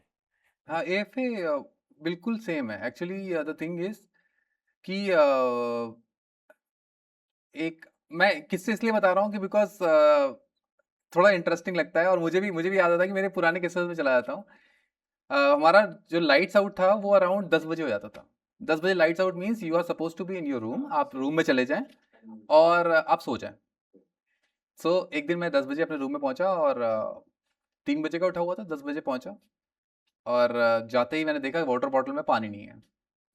तो मैंने सोचा कि पानी भरने के लिए कौन मना करेगा, 10 बज रहा है, लाइट्स आउट भले ही हो गया है, मुझे कमरे के अंदर रहना चाहिए, बट पानी भरने के लिए कौन मना करेगा। तो मैं बाहर निकला पानी की बोतल लेके कॉन्फिडेंस में कि पानी भरने जा रहा हूँ, कोई पूछेगा मैं बोलूँगा पानी भरने जा रहा हूँ। बाहर निकला, सीनियर मिल गया। तो सीनियर ने बोला कहाँ घूम रहे हो, तो मैंने कहा पानी भरने जा रहा हूँ। वो मैं 1.5 घंटे तक एक्टिविटी कराई उसने मुझे, वो पानी भरना मेरी जिंदगी से निकाल दिया, एलिमिनेट कर दिया कि बिना पानी के मर जाओ बट ये करते रहो। तो 1.5 घंटे बजा मैं रात को, भाग दौड़ सब किया मैंने। तो वो 10 बजे जो मैंने थोड़ा सा किया, वो 11:30 बज गया। अगले दिन मैंने सोचा कि कोई दिक्कत नहीं है, 10 बजा ना भी, आधा घंटा वेट कर लेता हूँ, सीनियर सो गया होगा, अब चला जाऊंगा, अब पानी भर लूंगा। 10:30 से बाहर निकला, फिर वो बाहर ही खड़ा हुआ था, फिर बजा मैं। फिर तीसरे दिन से मैंने वही सोच लिया कि बिना पानी के सो जाओ, बट जाना नहीं है बाहर, क्योंकि एक बार रूम में आ गए तो बाहर नहीं। ये सब स्टोरी से मैं डरा नहीं रहा बच्चों को, ये एक्चुअली आपको इस सर अगर आई थिंक इससे बच्चा डर भी रहा है तो वो आर्म फोर्सेस के लिए है भी नहीं। तो मेरा मतलब मकसद ये है बताने का कि आपको फौज हर दिन ट्रेन करती है, हर दिन। तो तभी मैं जब लद्दाख में हमने सरवाइव किया, कंडीशन ऐसी थी कि आपको कभी भी फ्रोजन खाना ही मिलता है, नॉर्मल खाना नहीं है, आपको दाल ही मिल रही है। तो मैंने देखा है कि मेरे कुछ सीनियर सब दाल लेते थे, चावल लेते थे, हम मिक्स करते थे, वही खा लेते थे हम। वो स्पेशल वो कटलरी वो यूज करके कटलेट काट रहे हैं, और वो अब कुछ नहीं था हमारे पास। अंडा अंडा भी मैंने देखा पहली बार फ्रोजन आता है, अंडा भुजिया फ्रोजन आती है, तो वो फ्रोजन गर्म करता है वो और आपको दे दिया। तो हमने ऐसे में सरवाइव किया है, -30 -35 टेम्परेचर में, जहाँ पे बहुत हर दिन डिप्रेसिंग होता था। बट डिप्रेसिंग हमें होने नहीं देता था कोई, क्योंकि हम अलग ही कांड कर रहे होते थे, हम कहीं उसके जाके। लिए डिप्रेस होने के लिए भी टाइम चाहिए टाइम थोड़ा। चाहिए, हमारे पास टाइम ही नहीं था। सोचना पड़ेगा। हमारे साथ कुछ सीनियर्स थे कि हम क्या करते थे कि अगर आप ग्लेशियर कभी गए हो, तो वहां पे एक नुब्रा रिवर है, ग्लेशियर के साथ अलोंग द ग्लेशियर बहती है नुब्रा रिवर। सो ठंड में वो रिवर जम जाती है, बट कुछ पोर्शन होता है जहाँ पे पानी बह रहा होता है। तो हम इस लेवल पे थे, एक सफिशिएंट एज अचीव कर रखे थे, सीनियर हो गए थे फौज में, मतलब मैं फ्लाइट लेफ्टिनेंट था, स्क्वाड्रन लीडर बनने वाला था। सो कोई एक्सपेक्ट नहीं करेगा कि हम जो कांड करते थे वो कर सकते हैं। हम क्या करते थे रात के 2-2:30 बजे। अच्छा, वहां पे एक फिनोमिना है, अगर बहुत हवा चल रही है तो इसका मतलब है कि कल सुबह मौसम खुला रहेगा और फ्लाइंग शुरू हो जाएगी हमारी 4:30। बट अगर हवा बंद है, बिल्कुल हवा नहीं चल रही है, तो हवा कैसे पता चलती है? हमारे जो इग्लूज थे, इग्लूज के ऊपर पैराशूट पड़ा हुआ था। तो अगर फटफट फटफट फट आवाज आ रही है, तो इसका मतलब कि हवा चल रही है, कल सुबह जल्दी उठना, जल्दी सो जाओ। तो हम 10 बजे ही सो जाते थे, क्योंकि हमें 4 बजे उठना पड़ता था, फिर फ्लाइंग चलती थी शाम तक, जब तक रोशनी रहती थी ग्लेशियर में। और अगर फटफट फटफट नहीं हो रही है, तो हमारे लिए गुड न्यूज होती थी कि कल बर्फ गिरने वाली है, और अब कोई हवा नहीं चल रही, सब बंद चल रहा है। और हम वो सैटेलाइट पिक्चर भी देख लेते थे गूगल पे, तो कल कुछ भी नहीं है। तो हम क्या करते थे, फिर उसके बाद हम मस्ती करने का प्लान करते थे। तो मस्ती कैसे होती थी कि हम नुब्रा रिवर की तरफ जाएंगे, बाहर लकड़ियां रखेंगे, आग लगाएंगे, नदी का छोटा पोर्शन जहाँ पानी चल रहा है वहां पे एक डुबकी मारेंगे, बाहर आएंगे, आग को तापेंगे और फिर घर पे आएंगे। ये चैलेंज होता था। और उन लोग का चैलेंज, जिसकी जो टीम में विंग कमांडर्स भी हैं, स्क्वाड लीडर्स भी हैं, those who are running the campus, running the base camp, और वो सारे हैं उसमें। तो मतलब ऐसा लगता था कि यार ये जो पागलपन है ये फौज ही सिखा सकती है, वहां पे सीनियोरिटी नहीं होती, मतलब आपको इस लायक बना देते हैं वो। एक बार मुझे बोला कि ट्रैकिंग पे चलते हैं, तो अब मैं इतना, अभी मैं ज्यादा फिट हूँ। जब मैंने फौज ज्वाइन की थी तो मैंने डिसाइड किया था कि अब मैं कभी दौड़ूंगा नहीं। जब मैं एकेडमी क्लियर करी थी, इतना दौड़ लिया था कि मैंने कहा अब मुझे कोई दौड़ने के लिए मत बोल देना। बट अब मैं 21 किलोमीटर दौड़ रहा हूँ इस एज में आके, बट तब मैंने सोचा था एकेडमी के बाद कि मैं कभी दौड़ूंगा नहीं। सो एक बार ऐसे ही सडनली सीनियर्स ने बोला कि यार कल तो हवा नहीं है, शाम के टाइम बोला कल वेदर फोरकास्ट है, पूरा स्नोफॉल होना है, चल ट्रैकिंग पे चलते हैं। तो मैंने कहा मेरे को नहीं जाना, आप लोग जाओ। तो अच्छा ठीक है, वहां तक नहीं जाएंगे, दूर तक दिखाया। हम बीच में एक हमने वो देखा कि वहीं तक जाएंगे, वहां से वापस आ जाएंगे। तो ठीक है। ट्रैकिंग में बहुत ही पुअर था मैं, मेरे बॉडी काम ही नहीं करती थी उतना ज्यादा। तो उन्होंने वो आप चढ़ रहे हैं आराम से, और सारे बैग उन्होंने उठा लिए, मुझे बैग भी नहीं दिया कि बस तू अपने आप को खींच ले। तो हम एक पहाड़ पे चढ़ रहे हैं, और चढ़ते चढ़ते जहां तक मुझे दिखाया था वो क्रॉस हो गया। मैंने कहा कहाँ, यहीं तक जाना था? बोले नहीं, बहुत थोड़ा ऊपर जा रहा है। करते करते करते ये ऊपर ले गए, बिल्कुल खींच खांच के मुझे ऊपर ले गए। और उसके बाद मैंने थोड़ी देर बैठे हम लोग, मैगी वैगी बनाई हमने वहां पे। और फिर बोलते हैं कि मैंने पूछा कि चलो भाई वापस चलना है? तो बोलते नहीं, वापस नहीं जाना, कल तो बंद है ना ऑफिस, कल तो फ्लाइंग ही नहीं होगी, वापस किस लिए जाना है? तो एक ऐसा पत्थर था ऐसे, उसके नीचे इन्होंने लगाया सब कुछ, और वहीं हम सो गए रात को। और मैं रात भर मुझे, और इन्होंने कहानियां भी सुनाई थी मुझे कि यहाँ पे स्नो लेपर्ड होता है, ये होता है, मेरे को बीच में सुलाया दो इधर दो इधर, कि भाई डरता भी है और ये भी करके, तो मतलब डराया भी और मस्ती भी कराई। और वो एक्सपीरियंस मुझे आज तक याद है कि उन्होंने मुझे वहां तक पहुंचाया, और उन्होंने बताया भी नहीं कि वहां लेके जा रहे हैं, और बैग भी सामान भी पूरा उठा के लेके। मैं सबसे जूनियर मोस्ट था, बट मुझे साथ में ऐसा पैम्पर किया है। एक ऑफिसर बनाने में सीनियर ऑफिसर्स का बहुत रोल होता है, वो आपको पैम्पर करते हैं, आपको सिखाते हैं, और जितना आपको अच्छा से सिखाएगा, जो आपको अच्छा सीनियर मिला होगा, वो आपको पूरी लाइफ टाइम के लेसन दे जाता है आपको। आप जब ये बता रहे थे कि थोड़ा सा ऊपर, तो मेरे को एक किस्सा याद हो गया। हम 12th क्लास में थे, फेयरवेल के बाद एक दोस्त थे, वो एम्बियंस मॉल गुड़गांव में नया नया खुला था, तो बोला वहाँ पे चलते हैं। अब वो गाड़ी में गए थे, बस में, आई डोंट रिमेम्बर।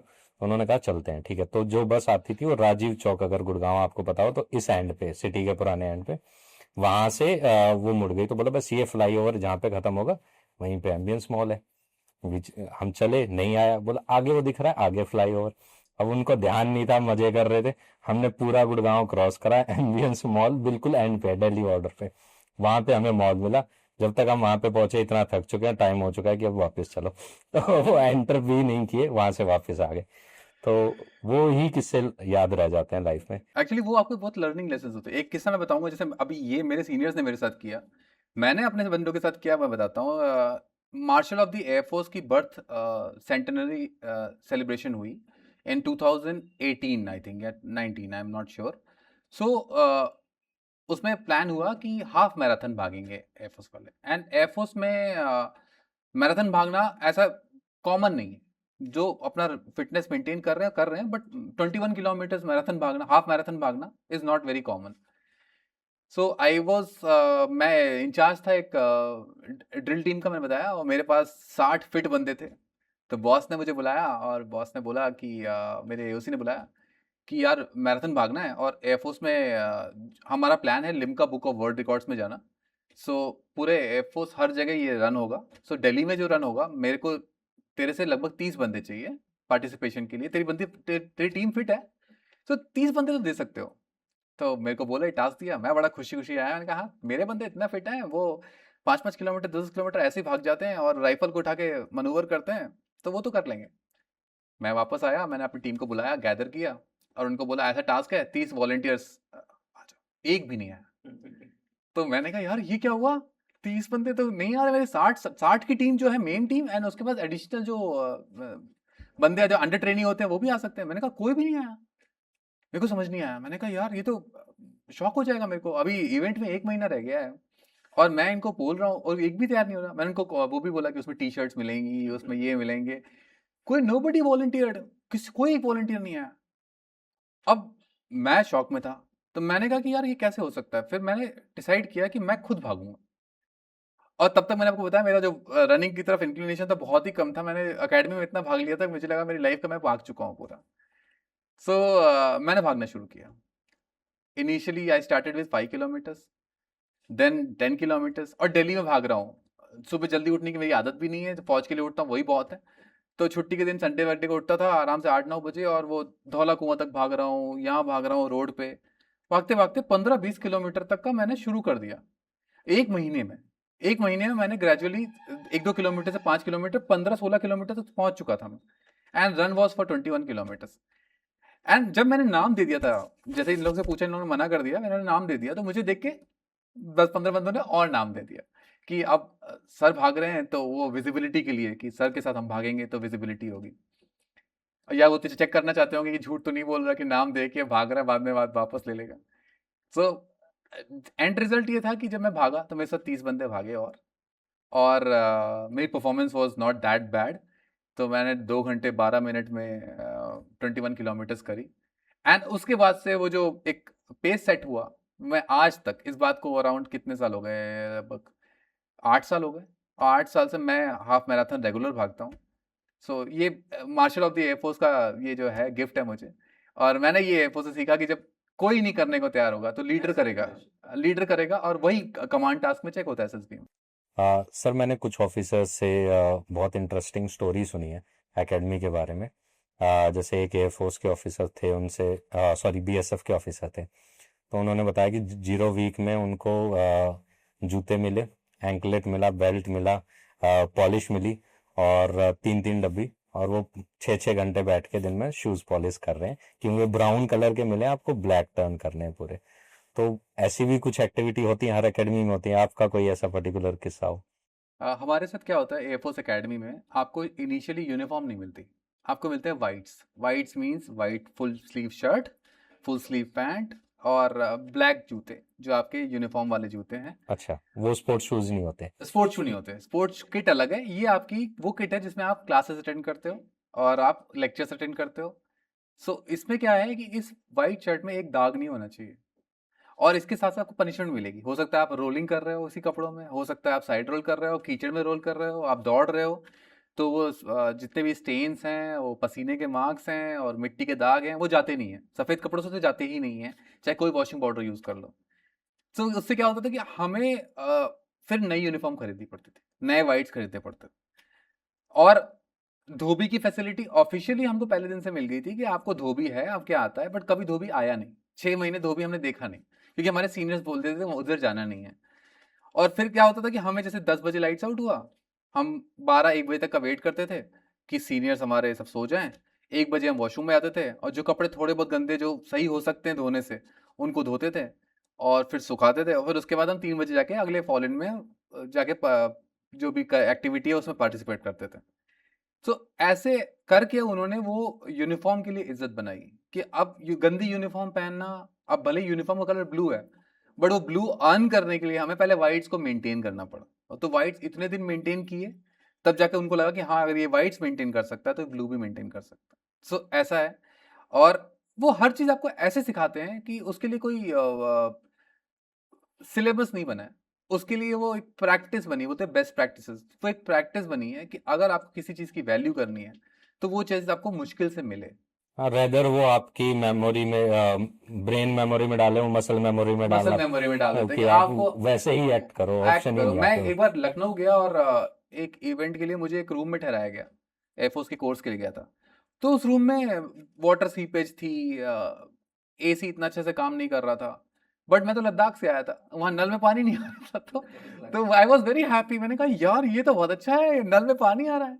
तो ये है फौज का, आपको आपको वो चीज इतनी अच्छी लगने लगती है जब आपको टाइम नहीं मिल रहा होता है। तो हमें टाइम के था यार, 1 मिनट और मिले सो जाते, यार आधा घंटा और मिला सो जाते। फिर जब टाइम मिलता है तो उसकी वैल्यू होती है कि यार हमें आधा घंटा सोने को मिल गया, दैट इज वेरी इंपॉर्टेंट। सो फौज आपको हर चीज एक और सारी एकेडमी ट्रेनिंग सेंटर यही है। एक्चुअली द मेन पर्पस क्या है, एक ऑफिसर बनाना नहीं है। मेन पर्पस क्या है, एक कॉम्पिटेंट इंडिविजुअल बनाना, जो फौज में नहीं बाहर भी अच्छे से सर्वाइव कर सकता है। तो आप बाहर आके भी, मुझे लगता है कि जो क्वालिटीज फौज ने मुझे सिखाई, कोई और नहीं सिखाता, कोई कॉर्पोरेट नहीं सिखा सकता, कोई और एजुकेशन नहीं सिखा सकती। बिल्कुल, क्योंकि वो बुकिश नहीं थी, वो वो प्रैक्टिकल थी, हार्ड एक्चुअली टॉट। वो कॉन्फिडेंस जो फौज आपके अंदर डालती है, वो कहीं से नहीं आ सकता। सो ये जो यंग जनरेशन है, अगर इसको कुछ सीखना है जिंदगी में, एक वे ऑफ लाइफ है मिलिट्री, तो अगर एक वे ऑफ लाइफ सीखनी है, ऐसा कुछ सीखना है जो आपको हर इन्वायरमेंट के लिए फिट बना दे, सो आपको फौज में जाना। तो आप हर जगह के लिए फिट हो जाओगे, मल्टीपर्पज बना देगी आपको, इतना कॉन्फिडेंस दे देगी आपके अंदर कि आप कहीं भी डील कर लोगे, पर्सनल सिचुएशन, पर्सनल प्रॉब्लम सबको टैकल कर लोगे। हाँ सर, कमीशन होने के बाद जब आप ट्रेनिंग से आउट हो गए, उसके बाद लर्निंग कैसे रहती है? मतलब देर आर फ्रीक्वेंट कोर्सेज की, वो एक स्टेज पे जाने के बाद जैसे ग्रुप कैप्टन बनते हैं, उस टाइम में सीनियर ऑफिसर कोर्सेज होते हैं, या वो किस तरीके से होते हैं? और ये भी इंटरेस्टिंग है, बिकॉज फौज में लर्निंग हर दिन होती है, हर दिन। तो मैं एटीसी में कमीशन हुआ एयर ट्रैफिक कंट्रोलिंग में। एंड कमीशन होना और एक्चुअल काम करना, ये बहुत अलग चीज़, दो अलग अलग चीज़ हैं। तो पठानकोट पोस्टिंग आई मेरी, पठानकोट एटीसी ज्वाइन की मैंने। हमारे टोटल ऑफिसर 10 थे एयर ट्रैफिक कंट्रोलिंग में। एंड 10 में से हम तीन एक एक कोर्स वाले थे। सो एक कोर्स आया, वो कमीशन हुआ, पठानकोट पोस्टिंग आया, उसके बाद उसका जूनियर आ गया और फिर उसका जूनियर आ गया। तो मैं 3rd नंबर पे जूनियर था। और जब मैं पहुंचा तो जो फाइटर फ्लाइंग थी उसके बारे में कोई आइडिया नहीं था, बिकॉज 6 महीने आपको बुकिश लैंग्वेज सिखाई गई है। फाइटर फ्लाइंग को कंट्रोल करना और उनकी बातें ही समझना आरटी पे, फिर देन डिसीजन लेना, बहुत ही कम टाइम होता है। एंड फाइटर भी MiG-21 था, जो उसमें इमरजेंसीज बहुत कभी भी आ सकती है, और वो ऐसा था। और दूसरा वो था, बहुत ही हाई स्पीड फाइटर था। तो अगर आप आरटी में बैठे हो एंड पायलट कुछ क्वेरी कर रहा है या कोई आपको इमरजेंसी में उसको सपोर्ट करना है, तो आपके पास बहुत ही कम टाइम है, बिकॉज उसके पास बहुत कम टाइम है। सो पर वहां पे क्या था, जो मैं आपको बताया कि जो ट्रेनिंग है वो हर दिन होती है, तो मेरे सीनियर्स मुझे हर दिन ट्रेन करते थे। तो मैं पहुंचा as under trainee ATC officer. Then आपको बनाया जाता है 6 महीने में फुल्ली ऑप्स एटीसी ट्रेनर, जहां पे आप एक फुल्ली ऑपरेशनल हो, जहां पे आप यूज आपकी कैपेबिलिटीज यूज करी जा सकती हैं, आपको इंडिपेंडेंटली एटीसी में छोड़ा जा सकता है। तो वो 6 महीने लगे उसमें। 6 महीने तक मुझे हर दिन सिखाया जाता, कुछ ना कुछ एग्जाम हो रहे हैं। सो आफ्टर जब फुल्ली ऑप्स होने के बाद देन कैटेगराइजेशन है एयरफोर्स में, जैसे category C, category B, category A. So ये कैटेगरी क्या है कैटेगरी बेसिकली? मींस आप, फॉर एग्जांपल, आपने एयर ट्रैफिक कंट्रोलिंग करना शुरू कर दिया है, आप कर सकते हो, आप फुल्ली ऑपरेशनल हो, बट आप इतने नंबर ऑफ प्लेन्स कंट्रोल कर सकते हो, इस ट्रैफिक के ऊपर आप पैनिक कर सकते हो, आपको नहीं आता है, आप उतने एडवांस नहीं हो, तो कैटेगरी सी देते हैं। कैटेगरी सी मींस नाउ आप इंडिपेंडेंटली सब कुछ मैनेज कर सकते हो, आप इतना प्रेशर ले सकते हो। फिर कैटेगरी सी के बाद और एडवांस जब हो जाते हो आप, नंबर ऑफ ईयर्स का एक्सपीरियंस हो जाता है, आपकी कंट्रोलिंग स्किल्स इंप्रूव हो जाती हैं, तब आपकी कैटेगरी एडवांस होती है, कैटेगरी बी हो जाती है। And this is based of your performance, not time based. This is not time based, nothing is time based, आपकी परफॉर्मेंस है। आप चाहो तो, हमारे यहाँ है बहुत यंगस्टर कैटे बने बैठे हैं, जो पुराने लोगों को ट्रेन कर रहे हैं, सिखा रहे हैं, उनके एग्जाम ले रहे हैं। तो ये नंबर ऑफ इयर्स की सर्विस पे नहीं है, ये है आपकी कैपेबिलिटीज पे। जैसे आपने फाइटर पायलट्स भी देखा होगा कि बहुत यंग फाइटर पायलट भी वॉर में पार्टिसिपेट कर रहा है, बट बहुत सीनियर फाइटर पायलट भी नहीं कर रहा है, बिकॉज कैटेगराइजेशन। अगर वो केपेबल है, उसकी कैटेगरी वो है, वो फुल्ली ऑप्स है, मास्टर ग्रीन है, ग्रीन है, जैसे फ्लाइंग में होता है master green, green, white, unrated. ATC में होता है A B C। सो हमारे जो क्रीम है वो कैट ए है। तो वो लोग पहुंच गए वहां पे जहां पे वो दूसरों को ट्रेन कर सकते हैं, और एटीसी में और ज़्यादा नॉलेज शेयर कर सकते हैं, लोगों को पढ़ा सकते हैं, और फुल्ली ऑप्स को कैट सी बना सकते हैं। उनके पास वो अथॉरिटी कि वो साइन करके बता सकते हैं कि now you are that much capable कि आप अब फुल्ली ऑप्स से कैट सी बन सकते हो या कैट बी बन सकते हो। सो ये जो ट्रेनिंग है, ये हमारी इंस्पेक्शंस हैं, ये कंटिन्यूस चल रहा है एयरफोर्स में। तो ऐसा कोई भी दिन नहीं जाता कि आपकी ट्रेनिंग ना चल रही हो, आपकी ट्रेनिंग चलती रहती है। और ये जो परफॉर्मेंस आपकी, लेट्स से कैट सी और कैट बी में आप आ रहे हैं, that changes your promotion rate as well, कि आप वो इनिशियली तो जैसे हमें पता है फिक्स है, बट उसके बाद? फौज में 2 टाइप के प्रमोशन होते हैं, एक तो टाइम बेस्ड और एक होता है सिलेक्शन बेस्ड। सो विंग कमांडर रैंक तक सब टाइम बेस्ड है, बट आपकी परफॉर्मेंस तो जज हो भी रही है उसमें, बट एक मिनिमम बेंचमार्क बना दिया। If you clearing that benchmark, आप ऑटोमेटिकली प्रमोटेड हो जाओगे नंबर ऑफ ईयर सर्विस के बाद। विंग कमांडर के बाद ये सिलेक्शन बेस्ड, जहाँ पे आपकी कैटेगरी, जहाँ पे आपके अप्रेजल्स, जहाँ पे आपकी परफॉर्मेंसेस, जहाँ पे आपके एक्सपोजर, ये सारी चीज़ें चेक होती हैं। आपकी लीडरशिप क्वालिटीज़ ये चेक होती हैं। एंड देन एक बोर्ड बैठता है सीनियर ऑफिसर्स का, वो डिसाइड करता है कि आउट ऑफ दीज ऑफिसर्स कितनों को ग्रुप कैप्टन बनाना चाहिए, based on number of vacancies available, कि नंबर ऑफ वैकेंसीज कितनी है। Okay. जैसे फॉर एग्जांपल आर्मी में होता है कि हमारी इन्फेंट्री रेजिमेंट अलग है, आर्टिलरी रेजिमेंट अलग है, हालांकि उसमें भी ट्रेड हैं, क्लर्क्स हैं, ऑल दैट, बट जो कमांडिंग ऑफिसर हैं वो आपके ऑब्वियसली आपके उसी फील्ड के ऑफिसर हैं। तो अपना जैसे अगर मैं स्क्वाड्रन का फॉर्मेशन समझना चाहूँ, तो आपकी जैसे जो स्क्वाड्रन हुई उसमें सारे एटीसी के बंदे थे, या ऐसे होता है कि कुछ फ्लाइंग और कुछ एयरक्राफ्ट और एटीसी उसमें कनेक्टेड है, कैसे एक स्क्वाड्रन का फॉर्मेट क्या होता है थोड़ा सा? एक स्क्वाड्रन नहीं, अब वो एक यूनिट या स्टेशन की बात करते हैं। एक स्टेशन, फॉर एग्जांपल एक स्टेशन है, एक स्टेशन के अंदर स्क्वाड्रन्स होंगे, स्टेशन के अंदर 3 ब्रांचेस होंगी, operations, maintenance and administration, and एक कमांडिंग ऑफिसर होगा जो पूरे स्टेशन का? पूरे स्टेशन का, based on the size of the station वो एयर कमोडर हो सकता है या फिर ग्रुप कैप्टन हो सकता है। सो उसके अंदर में 3 ब्रांचेस होंगी। ऑपरेशंस के अंडर में एयर ट्रैफिक कंट्रोलिंग होगा, मेट होगा मौसम विभाग, और आईटी होगा, इंफॉर्मेशन टेक्नोलॉजी। सो ये होगा उसके अंडर में। और एडमिनिस्ट्रेशन के अंडर में होगा जितना एडमिनिस्ट्रेशन है, सिक्योरिटी है, मैसेज हैं, जितनी भी ऑफिसर मैस, एयरमैन मैस, ये सब उसके अंडर में होंगी। एंड जितने भी नॉन पब्लिक फंड्स हैं, जैसे गैस एजेंसी है और जितने भी ये पैराफिन कैंटीन है, ये सारा उसके अंडर में होगा। इंफ्रास्ट्रक्चर डेवलपमेंट, MES, जितना भी वर्क सर्विसेज हो रहा है सब एडमिनिस्ट्रेशन के अंडर में होगा। मेंटेनेंस के अंडर में क्या होगा, ये जितना भी मेंटेनेंस एक्टिविटी हो रही है, लाइक अपना engineering related, aircraft related, planes related, missiles related, जो भी मेंटेनेंस एक्टिविटी हो रही है उसका एक हेड होता है। तो ये 3 हेड होते हैं under the air officer commanding, air commodore के अंडर में। और जिन पायलट किस में लाइक इसके बाद में एक और वो होता है, इसका जो वो होता है स्क्वाड्रंस होता है। तो स्क्वाड्रंस क्या होता है, वो इंडिपेंडेंट एंटिटी होता है जो इन तीनों में नहीं आता है, अच्छा, अलग दैट से इज अ होता है। डिफरेंट। हाँ, और वो डायरेक्टली एओसी के अंडर में होता है, एयर कमोडर के अंडर में। सो फॉर एग्जांपल एक स्टेशन में अगर 2 फाइटर स्क्वाड्रन है, एक मिसाइल स्क्वाड्रन है, so missile squadron, fighter squadron के डायरेक्टली एओसी के अंडर में होंगे वो, एंड साथ में ये 3 ब्रांचेस होंगी। नाउ इन 3 ब्रांचेस का काम है कि इन स्क्वाड्रंस को सपोर्ट करना। So as air traffic controller मैं किसी स्क्वाड्रन से नहीं था, मैं सीधे स्टेशन में था, पर मेरा काम था इनको सपोर्ट करना। तो जब फ्लाइंग होती थी, और एक स्क्वाड्रन में सारे पायलट्स होंगे और साथ में इंजीनियरिंग ऑफिसर होंगे स्क्वाड्रन के लोग, एयरक्राफ्ट के मेंटेनेंस। Aircraft maintenance. जैसे फॉर राफेल का स्क्वाड्रन है तो राफेल के फाइटर पायलट्स होंगे सारे, एंड राफेल रिलेटेड इंजीनियर्स होंगे।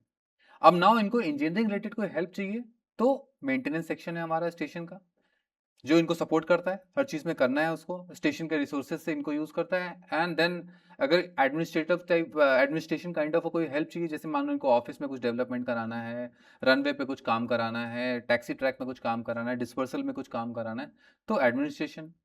ऑपरेशंस में जहाँ एयर ट्रैफिक कंट्रोलर्स काम आते हैं, ये फ्लाइंग करते हैं, तो हम इनको सपोर्ट करते हैं। मौसम विभाग इनको सपोर्ट करता है, मौसम प्रेडिक्ट करता है, बताता है। तो ये एक ऐसा पूरा स्टेशन होता है जहाँ पे एक इंडिपेंडेंट, सारी इंडिपेंडेंट यूनिट्स होती हैं, एंड देन वो एक एयर ऑफिसर कमांडिंग के अंडर में होती है।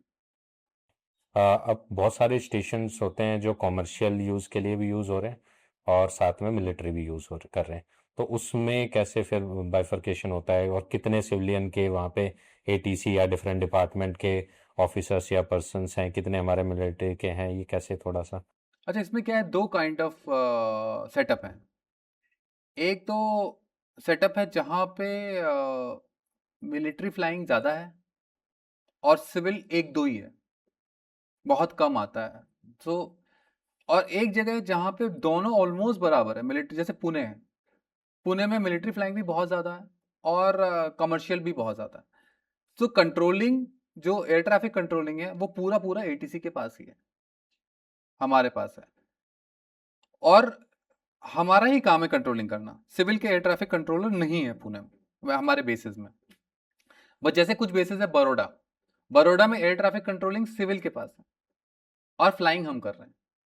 सो ऐसा अलग अलग है हर जगह, जहाँ पे या तो एटीसी मिलिट्री के पास पूरा है, और वहाँ पे हम कहीं पे हमारा मिक्स नहीं है, क्योंकि आधे उनके हो आधे हो, तो पूरा कंट्रोल ले रखा है जैसे एजेंसी ने लेना है। और फ्लाइंग होती है, साथ में फाइटर फ्लाइंग भी होती है, कमर्शियल भी आ रहे हैं, दोनों लैंड करते हैं। मिलिट्री कंट्रोलर्स है, मिलिट्री कंट्रोलर्स कर रहे हैं। जैसे आई वॉज इन लेह, तो लेह में ऐसे कर रहे थे हम, सिविल फ्लाइट्स भी थी, हमारे हेलीकॉप्टर्स भी थे, हमारे ट्रांसपोर्ट भी थे, फाइटर ऑपरेशंस भी था। तो हम ही लोग कंट्रोल कर रहे थे, एयर ट्रैफिक कंट्रोलिंग हम ही लोग कर रहे थे सारा। जितने भी हमारे लेट्स से रेडार्स या वेपन या फिर लेट्स से एमुनेशन डिपो हैं, वो स्टेशन के अंदर ही होते हैं या फिर एयरफोर्स के कुछ ऐसे भी हैं कि स्टैंड अलोन हमारे रेडार्स हैं and they come under some station, कुछ इस तरीके से है? मेरी नॉलेज इसमें ज़्यादा है नहीं, बट जनरली ज़्यादा सेटअप स्टेशन के अंदर ही होता है, बिकॉज ऐसे चीज़ों को सेफ गार्ड करना बहुत ज़रूरी है। और कई बार क्या होता है कि ये इतना ज़्यादा डिस्ट्रक्टिव है कि एक छोटा सा अगर फायर भी हुआ तो बहुत ज़्यादा इम्पैक्ट होगा उसका। तो सेफ्टी पॉइंट से भी ये उसी में रखे जाते हैं और इनको ऐसा आइसोलेटेड बनाते हैं, इनके आसपास इतना सेफ जोन बनाया जाता है, बफर जोन बनाया जाता है, जिससे कि सिविलियंस को डैमेज ना हो और इवन स्टेशंस की भी जो मैन पावर है वो डैमेज ना हो, कल को इसमें कुछ होता है तो। गुड़गांव के अंदर सर आपको पता है म्यूनिशन डिपो काफ़ी बड़ा है, वहाँ पे ये न्यूज़ में रहता है, this is not connected with you but मेरे को याद आ रहा है तो मैं बता रहा हूँ। वहाँ पे जितने भी हमारी इंस्टॉलेशन है सिविलियन इंस्टॉलेशन वो पूरी ऑक्यूपाइड है, वो डेंसली सिटी के बिल्कुल क्लोज है। वहाँ पे जो कॉलोनीज हैं उनको कोई लाइसेंसिंग नहीं है गवर्नमेंट की तरफ से, न्यूज़ में आता रहता है that we will demolish them but वो होती नहीं है। तो इसमें एयरफोर्स का कितना कंट्रोल है या फिर वो एरिया जो बफर जोन है वो पूरी तरह से सिविलियन अथॉरिटी के पास रहता है? डिपेंड करता है, अगर आपके एयरफोर्स स्टेशन में लैंड है तो वो एयरफोर्स स्टेशन में नहीं, जैसे उसके बाहर है but that area needed to be कि वो ऑक्यूपाइड ना हो, वो वेकेंट रहे और हाँ। वहां पे ओल्ड गुड़गांव बसा हुआ है। हाँ, ये कई कई एयरफोर्स स्टेशन में ये है कि जहाँ पे पॉपुलेशन बिल्कुल एयरफोर्स स्टेशन के गेट तक आ गई है, बिल्कुल यही है बहुत जगह ऐसा है। उसके लिए गैजेट में जो गैजेट ऑफ इंडिया का जो आता है सर्कुलर आता है, उसमें है कि आप इस पर्टिकुलर स्टेशन से इतनी दूर होना चाहिए, बट वो नहीं है। तो कई जगह उनको नोटिस दिए गए हैं, वो आई थिंक लीगल केसेस चल रहे हैं कि ये कब खाली करेंगे, बट ये कई जगह ये सेफ नहीं, जो क्योंकि सेफ बिल्कुल ऑब्वियसली नहीं हाँ, है, कल को हमें कुछ पता होता है तो बहुत ज़्यादा मास कैजुअलिटी होगा। बिल्कुल। तो ठीक है सर, जब फिर आपने सोचा कि अब मेरे को फाइनली अपनी सेकंड इनिंग स्टार्ट करनी चाहिए कॉर्पोरेट में, तो वो डिसीजन आपने क्यों लिया और जब आपने सेकंड करियर ऑप्शन क्या चूज किया उसके बाद में? मैंने एक्चुअली डिसीजन बहुत टफ था, बहुत बहुत बहुत सोचा गया इसके पहले कि ये करना है कि नहीं करना है, बिकॉज एक छोटा बच्चा जिसने बचपन से सिर्फ एक ही सपना देखा हो कि उसको फौज ज्वाइन करनी है, और उसका वो सपना पूरा भी हुआ, और फिर उसके बाद वो सपना पूरा होने के बाद वो रियलाइज करता है कि अब थोड़ा सा बाहर का भी सोच लेता है। तो मैंने ये एक्चुअली इतनी ज़्यादा सर्विस करने के बाद मैंने रियलाइज़ किया कि कुछ लाइफ तो एक ही है, तो कुछ बाहर भी देखते हैं, कि मतलब हो गया जितना करना था, अब थोड़ा-सा बाहर भी देखते हैं। और अ, बाहर निकल के आया, बट अब इंटरव्यूज़ दे रहा हूँ, रियलाइज़ कर रहा हूँ कि शायद फ़ौज ने इतना सिखा दिया है कि हर इंटरव्यू में आप जो भी क्वेश्चन पूछा जाए, उसका कहीं न कहीं कुछ ना कुछ आपने किया होता है। अभी मैंने एक रिसेंटली कल इंटरव्यू दिया, उसमें एक रिलेटेड टू एजुकेशन सेक्टर था। तो जब मैं उनको बताना शुरू किया कि एजुकेशन सेक्टर में हमने ये किया है, तो उन्होंने कहा हाँ, मतलब ये जो वो उनका डेली काम है वो आपने as part of your work किया हुआ है। साइड वर्क जो आपको कभी कोई टास्क दिया जाता है, एयरफोर्स में टास्किंग बहुत चलता है कि आपको सडनली बोला जाएगा कि आपका ये काम तो मेन है, बट साथ में आप जाके इस पब्लिक फंड का बजट चेक कर दो, इस पब्लिक फंड में फाइनेंशियल चेक कर दो, इसका आप ये कर दो, आप मेस हैंड टेक ओवर कर लो, ऑफिसर मेस चलाओ तो हॉस्पिटैलिटी आप कर लेते हो कि हॉस्पिटैलिटी में, देन आप स्पोर्ट्स ऑफिसर हो तो आप प्रोक्योरमेंट कर लो, ये मेंटेनेंस का देख लो इनका। और ये सारी चीज़ें सिखा सिखा के आपको फौज इस केपेबल इस लायक बना देती है कि आपको अब किसी भी चीज़ से डर नहीं लगता कि कोई काम दे दे कुछ। मैं तो ये मेरे कुछ फ्रेंड्स भी हैं जो काम कर रहे थे उस फील्ड में जाने की जगह किसी और फील्ड में काम कर रहे हैं, क्योंकि उनको भी ये पता है कि आप कोई काम दे दो हमें, बस 15 दिन दे दो, शायद वो काम सीख के आपसे बेटर करके दिखा देंगे। बिल्कुल। सर जैसे आर्मी में या किसी भी फोर्सेस में होता है, when you rise in the ladder of the ranks and all, तो आपका जो ओरिजिनल टास्क होता है उससे आप थोड़ा एडमिनिस्ट्रेटिव की तरफ चले जाते हो या ऑफिस वर्क की तरफ चले जाते हो। तो एटीसी में जर्नली वो कौन सी रैंक है जब आपका वो टावर से संबंध छूट के रेदर ऑफिस में शिफ्ट हो जाता है? अच्छा, एटीसी में भी 3 पार्ट होते हैं। ओके। सो एक होता है टावर कंट्रोल, एक होता है अप्रोच, एक होता है एरिया। ओके। सो एयर स्पेस को डिवाइड किया गया है, तो टावर कंट्रोल मीन्स जो टावर के अंदर बैठते हैं और वो कर रहे हैं। एक उसका सेगमेंट होता है रेडार, तो जहाँ पे रेडार में लोग बैठे होते हैं जो टावर में नहीं बैठे होते हैं बट वो सपोर्ट कर रहे होते हैं। सो हमारा सीनियरिटी ऐसे चलता है कि इनिशियल सब लोग टावर में जाते हैं, ओके जैसे जैसे सीनियर होते हैं वो रेडार में जाते हैं। अब रेडार दोनों काम करता है, अप्रोच एंड एरिया का दोनों काम रेडार से होता है। So with number of years of service and आपकी सीनियरिटी एंड आपका प्रोफेशनल एक्सपीरियंस, ऐसा नहीं कि सारे लोग रेडार में पहुंच जाते हैं, कुछ हैं जो टावर में ही रह जाते हैं बिकॉज वो या तो अपने आप को उस लायक बना नहीं पाए, या फिर वो करना, उनका जो कैटेगराइजेशन है वो इस लेवल नहीं पहुंचा। तो मैंने फौज में बताया था ना कि वो फौज में number of years of service से ज़्यादा मैटर नहीं करता, मैटर करता है आपकी स्किल्स, परफॉर्मेंस। सो रेडार में जब आप बैठ जाते हो तो आप टावर को भी सुपरवाइज कर रहे होते हो और अपना काम भी कर रहे हो।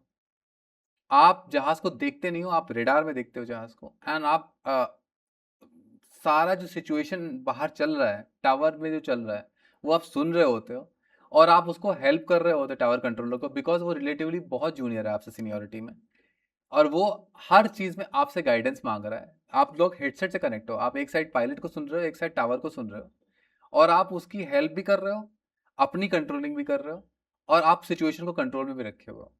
तो ग्रेजुअली ऐसे करते हैं।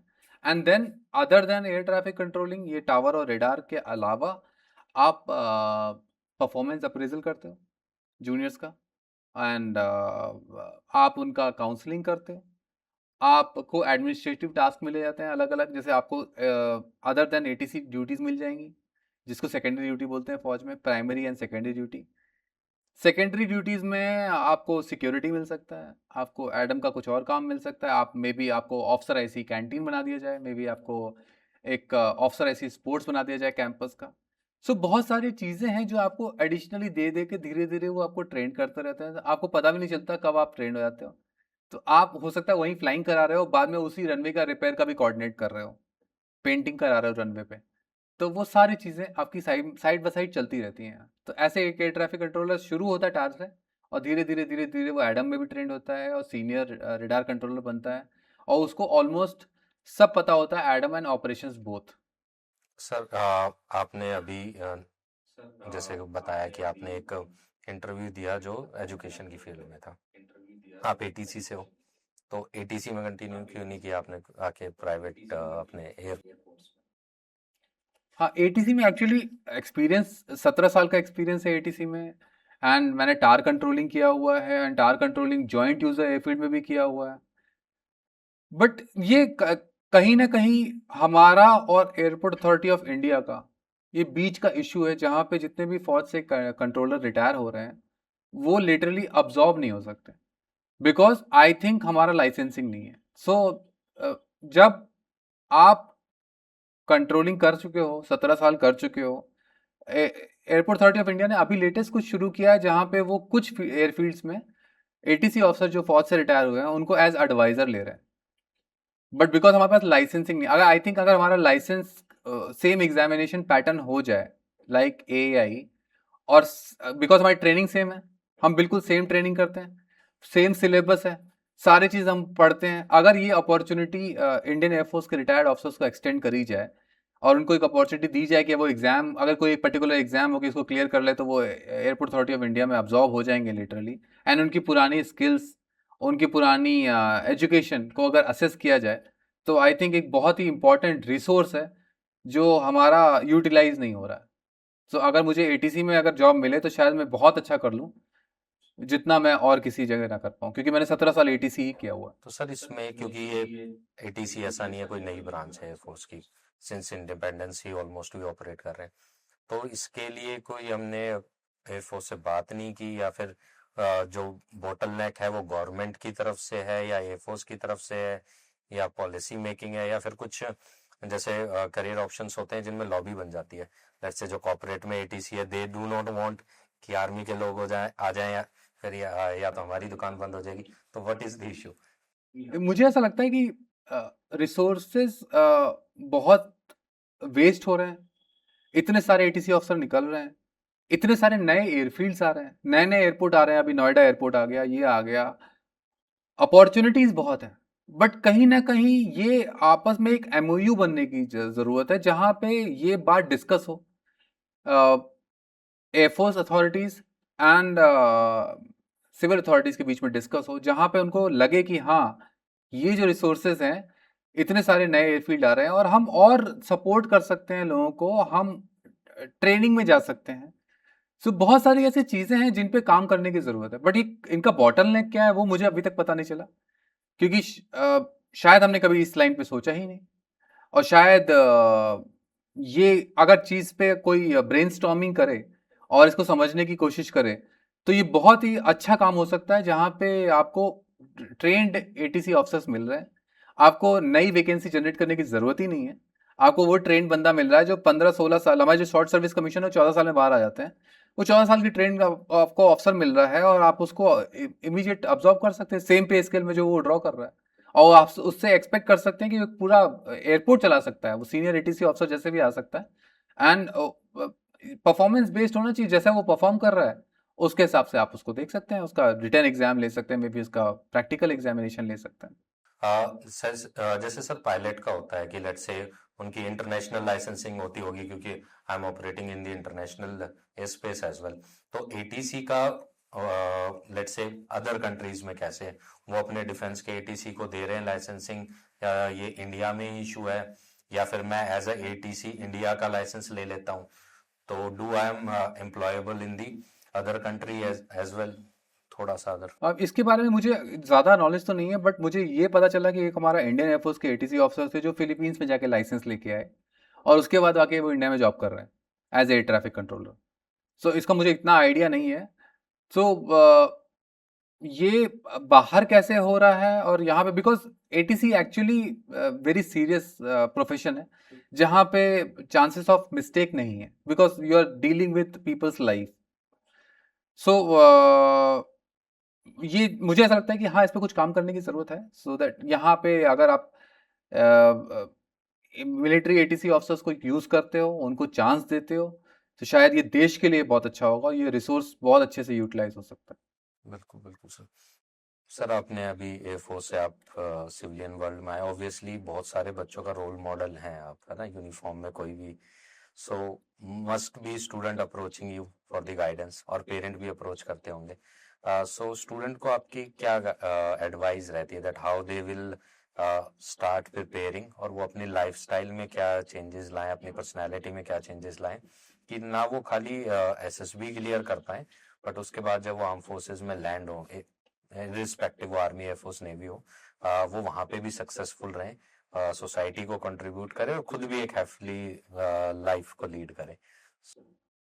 अब बच्चों से मेरे पास यही है जो मैं लोगों को बताता रहता हूँ कि इम्पॉर्टेंट ये है कि आपको पहले तो फिजिकली फिट होना है, उसमें कोई डाउट नहीं है, बिकॉज आप अगर फिजिकली फिट नहीं हो, आप आउटडोर गेम्स नहीं खेलते, आप स्पोर्ट्स नहीं खेलते, आप रन नहीं करते, तो थोड़ा डिफिकल्ट हो जाएगा वहाँ पे सर्वाइव करना। मेरे साथ थे मेरे बैचमेट्स जो नहीं करते थे, कर लिया उन्होंने, बट उनको डिफिकल्टीज आई।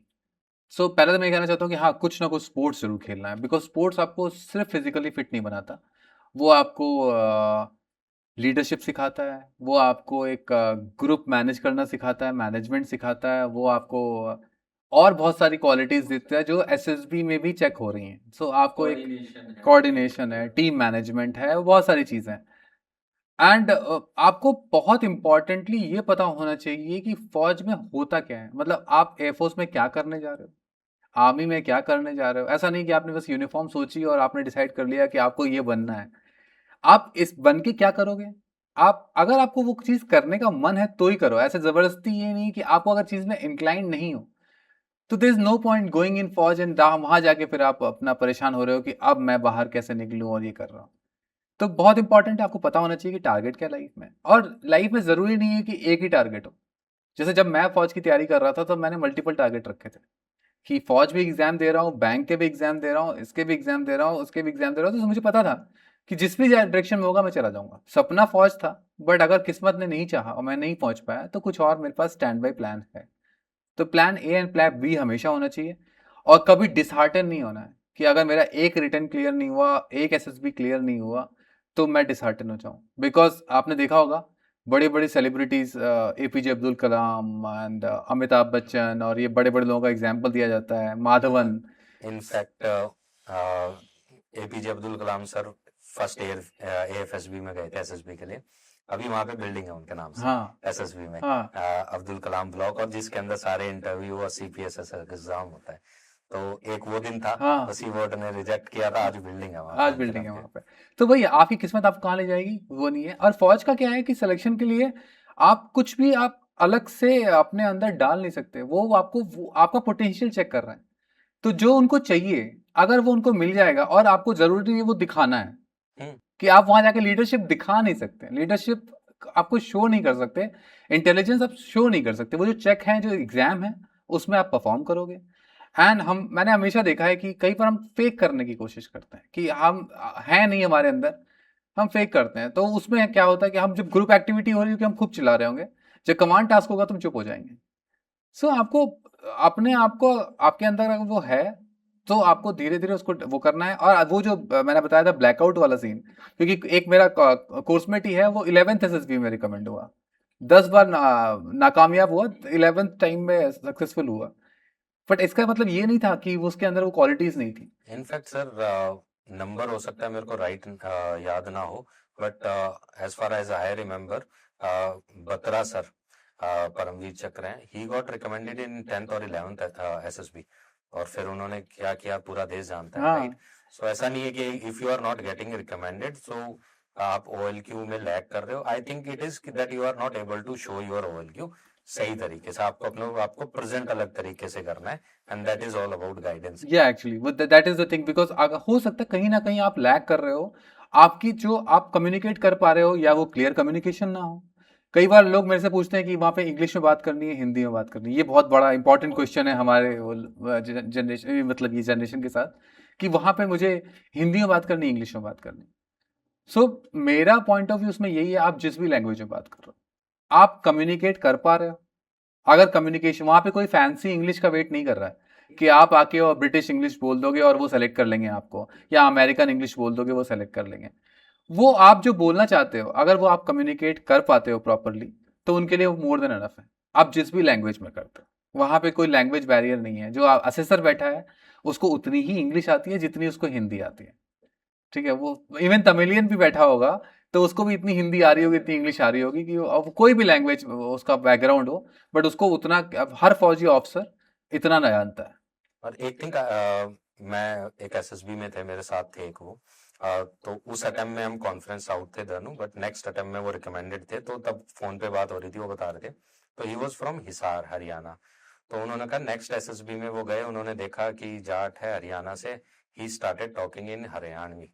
उन्होंने कोई सीआईक्यू क्वेश्चन नहीं पूछा, कुछ नहीं पूछा, एंड ही गॉट रिकमेंडेड। तो आई थिंक एक ये भी होना चाहिए कि हम फिक्स टेम्पलेट लेके ना चले कि उन्होंने ये पूछा। बहुत बच्चों का रहता है अगर मेरे से सीआईक्यू क्वेश्चन नहीं पूछे तो शायद ये मेरे को सीरियसली नहीं ले रहे, रिकमेंडेड नहीं करेंगे। कॉन्फ्रेंस मेरी शॉर्ट गई तो शायद मैं रिकमेंडेड नहीं हूँ, शायद कमांड टास्क मेरे को इजी दिया तो मैं रिकमेंडेड नहीं हूँ, right, they are not considering me. तो वो टेम्पलेट मत लो, जस्ट एंजॉय 5 दिन, प्रिपरेशन पहले ही कर लो, उस तो टाइम पे लेक्चरेट के लिए आपको जनरल एक्सपेरिमेंटेशन ना करो। अवेयरनेस होनी चाहिए, जो आपकी हाँ, क्या बोलते हैं lecturate उसको, करंट अफेयर्स। बिल्कुल। करंट अफेयर्स आपको पता होने चाहिए। और लेटेस्ट करंट अफेयर्स में भी ऐसा नहीं है कि आपको बेसिक पता होना चाहिए, कि जैसे अगर मेरा जो करंट टॉपिक था लेक्चरेट का, वो इंडियाज मिसाइल प्रोग्राम था। वो that topic is very close to me. मैं मिसाइल एयरक्राफ्ट में पढ़ता रहता शुरू से, तो मुझे बहुत मजा आया, मैंने बहुत अच्छे से दिया। बट आपको ये सब चीजें पता करनी है, एंड देन वो लेक्चरेट का जो टाइम है वो आपको बहुत अच्छे से अपने आप को कम्युनिकेट करना है। वो आपको ऐसा, आपको वो टाइम वेट करना है जब सब चुप हो और आपको बोलने का मौका दिया जाए। तो वो बहुत इंपॉर्टेंट है।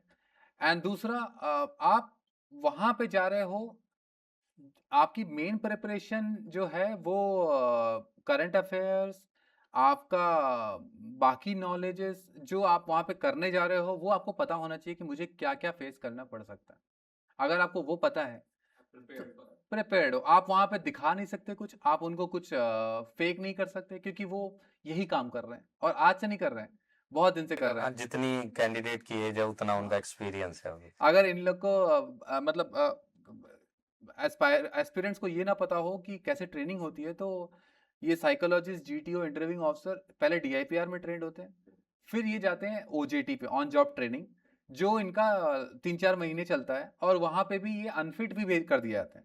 तो वो एक बंदा, वो नंबर काफी एक्चुअली, तो मैंने साइकोलॉजिस्ट की ट्रेनिंग का सुना है कि वहाँ पे साइकोलॉजिस्ट ट्रेन होते हैं DIPR में। जब वो वहाँ पे जाते हैं तो अगर पूरा बैच है 30 लोगों का, तो साइकोलॉजिस्ट जनरली जो SSB में 3 लोग 4 लोग जिसको रिकमेंड करने वाले हैं उनकी इंटायर रिपोर्ट बनाते हैं। बट जब अंडर ट्रेनी होते हैं तो सबकी रिपोर्ट बनाते हैं। सो वो शायद वो भी 3-4 घंटे सोते हैं रात में, वो पूरी रिपोर्टें बनाते रहते हैं। तो वो इतना ट्रेन कर देते हैं उनको कि बच्चे को कुछ दिखाने की जरूरत नहीं है। आप जस्ट जाएं और अपना अपना परफॉर्मेंस दें, वो आपको खुद असेस कर लेंगे। वो इतने केपेबल है, ये सिस्टम इतना फेल प्रूफ है, ये सिस्टम इतना स्ट्रांग है। और जो लोग 10वीं SSB में रिकमेंड हो रहे हैं या नंबर ऑफ SSBs के बाद रिकमेंड हो रहे हैं, वो उनका बस वही प्रॉब्लम है कि शायद वो वहां पे उस पर्टिकुलर SSB में अपना 100% नहीं दे पाए। आपको 100% देना है और असेसर कर ही लेगा जो करना है। Absolutely. हम उनका जॉब ही वही है कि उनको राइट कैंडिडेट ढूंढ के लाना है और उनको पिक करना है। आई रिमेम्बर मेरी एक GTO से बात हो रही थी, तो वो कहते बहुत बार ऐसा होता है कि फॉर एग्जांपल मेरे को कोई कैंडिडेट बहुत अच्छा लग रहा है और मैंने उसको रिकमेंड किया, बट फॉर एग्जांपल उसने इंटरव्यू में या साइकोलॉजी में अच्छा नहीं किया, उन्होंने रिकमेंड नहीं किया। सो बोलो बहुत दिन तक थोड़ा सा मन भी खराब रहता है ना। वो हो रहता है कि यार ये बच्चा अच्छा रिसोर्स था आर्म फोर्सेस के लिए, आर्मी के लिए, वो आर्मी से थे और ये चला गया हाथ से, राइट। पता नहीं उसने, और वो बोले मेरे को कई बार लगता है कि अगर यार इसका मेरे पास सम वे कांटेक्ट करने का तरीका हो तो मैं इसको कहूँ यार इंटरव्यू और साइकोलॉजी में कर ले, GTO फोड़ रहा है तू, है ना। तो उनको भी खुशी होती है कि ऑब्वियसली एक अच्छा रिसोर्स आ रहा है, तो उनकी जॉब ही वही है। So focus on your own performance, बाकी वो पिक तो कर ही लेंगे। बात याद आती, ब्रिगेडियर सैनी ने मुझे बोला था कि वो जो SSB का जो पूरा सिस्टम है वो आपको सेलेक्ट करने के लिए बना है, रिजेक्ट करने के लिए नहीं बना है। तो हम जो एम लेके जाते हैं, पता नहीं हमारे दिमाग में कहीं ना कहीं रहता है, और बोलते हैं ना कि जब जैसा सोचते हो वैसा ही होता है। तो अगर आप पॉजिटिव रह के जाओ, मैंने अभी एक बच्चे से यही बोला, मैंने कहा आप SSB के लिए जा रहे हो तो आप फर्स्ट से लास्ट दिन जितने दिन भी रहोगे आप अपने आप को ऑफिसर मानना और behave like an officer. Means आप जो भी वहां पे है उसको एज ऑफिसर कैसे वहां रहते, कैसे आप अपने आप को कंडक्ट करते, और वैसे ही आप कंडक्ट करो अपने आप को।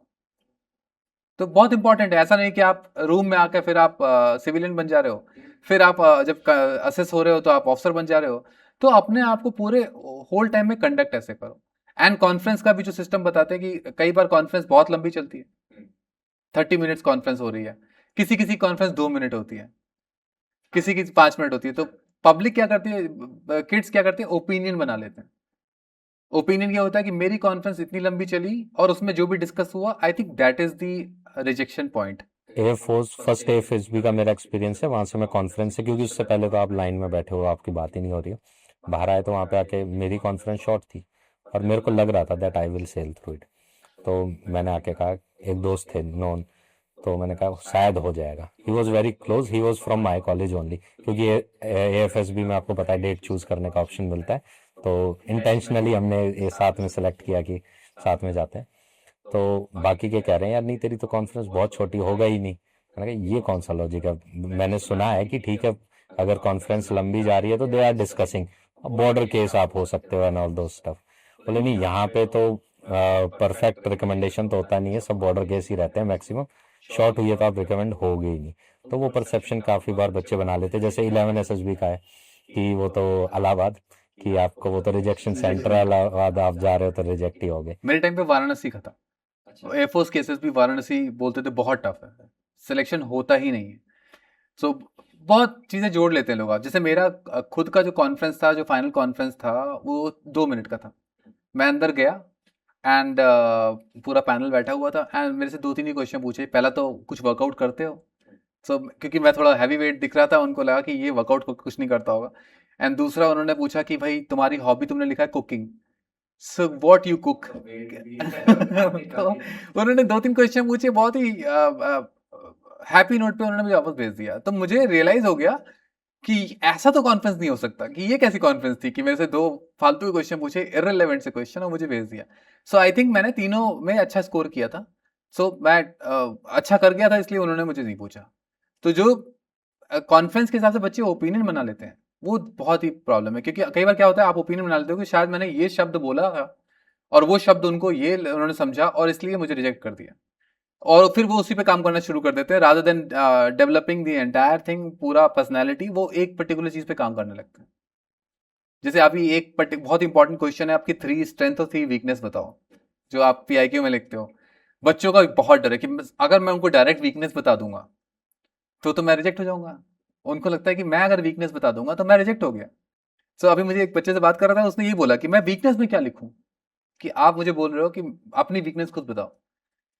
तो इसमें ये नहीं है कि आप रिजेक्ट हो जाओगे, बट आप एज एन इंडिविजुअल अपनी वीकनेस नहीं जानते हो, तो ये मीन्स आपके अंदर वीकनेस तो होंगी, बट आई थिंक वो वेट कर रहे हैं आपका ये जानने के लिए, या वो चाहते हैं ये जानना कि आप उस वीकनेस को जानते हुए क्या कर रहे हो। हाँ एब्सोल्युटली, क्योंकि उनको तो आपका पता चल ही गया है उनको तो पता है कि आप कितने पानी में, आप सेल्फ अवेयर कितने हो वो उनको। सेल्फ अवेयर क्या, और उसके लिए कर क्या रहे हो। फौज में ये बहुत इंपॉर्टेंट है कि अगर मैं एक ऑफिसर इंचार्ज हूं और मुझे लगता है कि मैं पर्टिकुलर एक चीज का वो हूँ, इंचार्ज हूँ एक पर्टिकुलर सेक्शन का, वो section is not performing up to the benchmark, जो मतलब अच्छा परफॉर्म नहीं कर रहा, तो मैं क्या कर रहा हूँ। अगर मैं स्टेशन का सिक्योरिटी ऑफिसर हूँ और सिक्योरिटी ठीक नहीं है, स्टेशन में बहुत सारी कंप्लेंट्स आ रही हैं और सिक्योरिटी प्रॉपर चेक नहीं हो रही है, और टेररिस्ट का भी वहां पे थ्रेट है, ये भी थ्रेट है, और अगर मैं ऑफिसर इंचार्ज हूँ और मैं कुछ नहीं कर रहा हूँ, तो फिर मैं अपनी वीकनेस जानता हूँ कि मेरी सिक्योरिटी ठीक नहीं है, बट मैं कर कुछ नहीं रहा हूँ। तो ये एक्सपेक्टेड नहीं है किसी भी एस्पिरेंट से। वो अगर आप वीकनेस जानते हो तो आई थिंक आपको आंसर ऐसे फ्रेम करना चाहिए कि मैं अपनी वीकनेस तो जानता हूँ, बट मैं कुछ कर भी रहा हूँ उसके लिए। ये मेरे लिए, मैं आई थिंक ये मैंने उसको यही बताया कि आप ऐसा कुछ आंसर अपना रिप्लाई करें। सर कोई पेरेंट है जो चाहते हैं कि उनका बच्चा फ्यूचर में डिफेंस में जाए या अभी एक्टिवली डिफेंस की प्रिपरेशन कर रहा है, तो उनके लिए अगर क्या गाइडेंस है कि किस तरीके से बच्चे को सपोर्ट करें ताकि उसकी जर्नी सिंपल भी हो और वो सक्सेसफुल भी हो उसमें। अब पहले तो पेरेंट्स के लिए मेरी एडवाइस ये है कि बच्चे को पहले वो चूज करने दें जो वो चाहता है।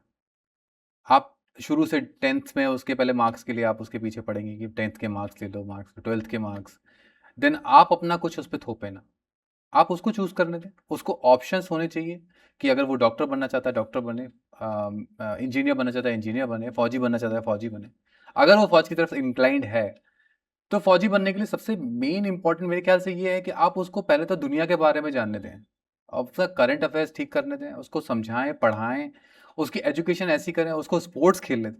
बहुत इंपॉर्टेंट है। आप बच्चे को घर के अंदर घुसा के सिर्फ सोच रहे कंप्यूटर पे उसको पढ़ा के और आगे बढ़ा देंगे, नहीं होगा। एंड देन अगर आपके पास कोई फौजी आपके कांटेक्ट में है तो, और या फिर आप किसी कोचिंग सेंटर को या किसको जानते हो, तो उससे आप गाइडेंस जरूर लें कि उसे करना क्या है और कैसे करना है। बिकॉज आप सीधे किसी को ऐसे वॉर में भी बिना प्रिपरेशन के नहीं भेजते। आप प्रिपेयर करोगे वॉर के लिए एंड देन भेजोगे वॉर के लिए। ऑप्शन है तो एक्सप्लोर कर लें, बहुत हाँ, जरूरी है, क्योंकि अगर आपको नहीं पता कुछ भी तो आप जरूर किसी फौजी से बात करें, उसको पूछें कि भाई क्या क्या चीज लगती है। और बच्चे का ओवरऑल डेवलपमेंट बहुत इंपॉर्टेंट है, बिकॉज एसएसबी किसी पर्टिकुलर फील्ड पे एक पर्टिकुलर चीज चेक नहीं कर रही है कि आपके कितने मार्क्स थे 10th पे, उस पे एसएसबी रिकमेंड नहीं कर रही। एसएसबी रिकमेंड कर रही है उस चीज पे कि आपके अंदर क्या वो क्वालिटीज हैं जिसको वो एक फ्यूचर मिलिट्री ऑफिसर में देख सकते हैं, या फिर आप फर्दर उसको इनहेंस करके एक मिलिट्री ऑफिसर बना सकते हैं, तभी वो आपको लेगी। अगर आप सोच रहे हो कि ऐसा कुछ पर्टिकुलर चीज बच्चे को, या कोई ऐसा सिरप आएगा जो पिला दें और बच्चा ऑफिसर बन जाए, वो पॉसिबल नहीं है। आपको उसको एक ओवरऑल डेवलपमेंट की जरूरत है, एंड वो ओवरऑल डेवलपमेंट आएगा उसके इंटेलिजेंस में, उसको ज्यादा पढ़ने, अच्छा पढ़ाए और अच्छी एजुकेशन ले।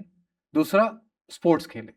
ये दोनों चीज साइड बाय साइड आती है फौज में, क्योंकि ऐसा नहीं है कि एक लीडर होगा जो बिल्कुल ही अनफिट होगा। वॉर नहीं लड़ सकता एक फौजी अगर वो अनफिट है। एक पायलट जो फ्लाई करता है तो 5G का भी ग्रेविटेशनल फोर्स वो झेलता है, तो वो अनफिट बंदा नहीं कर सकता। तो वो कॉकपिट में बैठने के लिए भी फिट होना चाहिए। फिट से पहले तो वो वेट कंट्रोल होना चाहिए, छोटा सा स्पेस है फिट भी हो जाएगा कि आ जाए, उड़ाना तो बाद की बात उड़ाना है। तो बाद। ठीक। सर एयरफोर्स जो नॉर्मल परसेप्शन है, वी थिंक अबाउट कि air force is all about pilot और एयरक्राफ्ट, राइट। आप सिस्टम का पार्ट रहे हो तो थोड़ा सा एक ओवरव्यू कि एयरफोर्स कितनी ब्रॉड है, इसमें क्या क्या ब्रांचेस है, करियर ऑप्शन कैसे क्या क्या है। क्योंकि recently I was talking to one candidate जो कह रहे हैं सर मैं ओवर एज हो गया, 24 पॉइंट सम हो गया था, तो टेक्निकल के लिए मैं ओके हूँ बट मेरे को फ्लाइंग करनी थी, मेरा मन था, व्हाट कैन आई डू। तो अभी एयरफोर्स ने वेपन सिस्टम एक एंट्री वो करी है, तो जो जितने भी अपने ट्विन सीटर एयरक्राफ्ट है जैसे सुखोई 30 है, तो उसमें वेपन सिस्टम में, मगर चलो आप फ्लाई नहीं करोगे directly, but you would be with the pilot. तो अगर राइट गाइडेंस मिल जाए तो ऐसे बहुत सारे ऑप्शन हो सकते हैं जो हमें लग रहा है कि शायद पॉसिबल नहीं है, बट वो इजीली पॉसिबल है। तो थोड़ा सा ओवरव्यू इंडियन एयरफोर्स का। एयरफोर्स में एक्चुअली 3 टाइप का ब्रांचेस हैं। पहला तो फ्लाइंग ब्रांच है, दूसरा है टेक्निकल ब्रांच, और तीसरा है non technical branch. So if I talk about flying branch की बात करूं तो फ्लाइंग ब्रांच में 3 टाइप के प्लेन्स हैं जो सबको पता ही होगा। फाइटर प्लेन है, ट्रांसपोर्ट है, हेलीकॉप्टर्स है।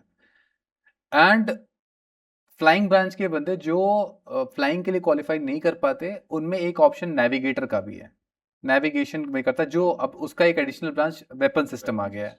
तो पहले नेविगेटर्स WSO काम करते थे, वेपन सेफ्टी ऑफिसर बोलते हैं, जो Su-30s में पीछे बैठता है, जो वेपन्स कंट्रोल करता है।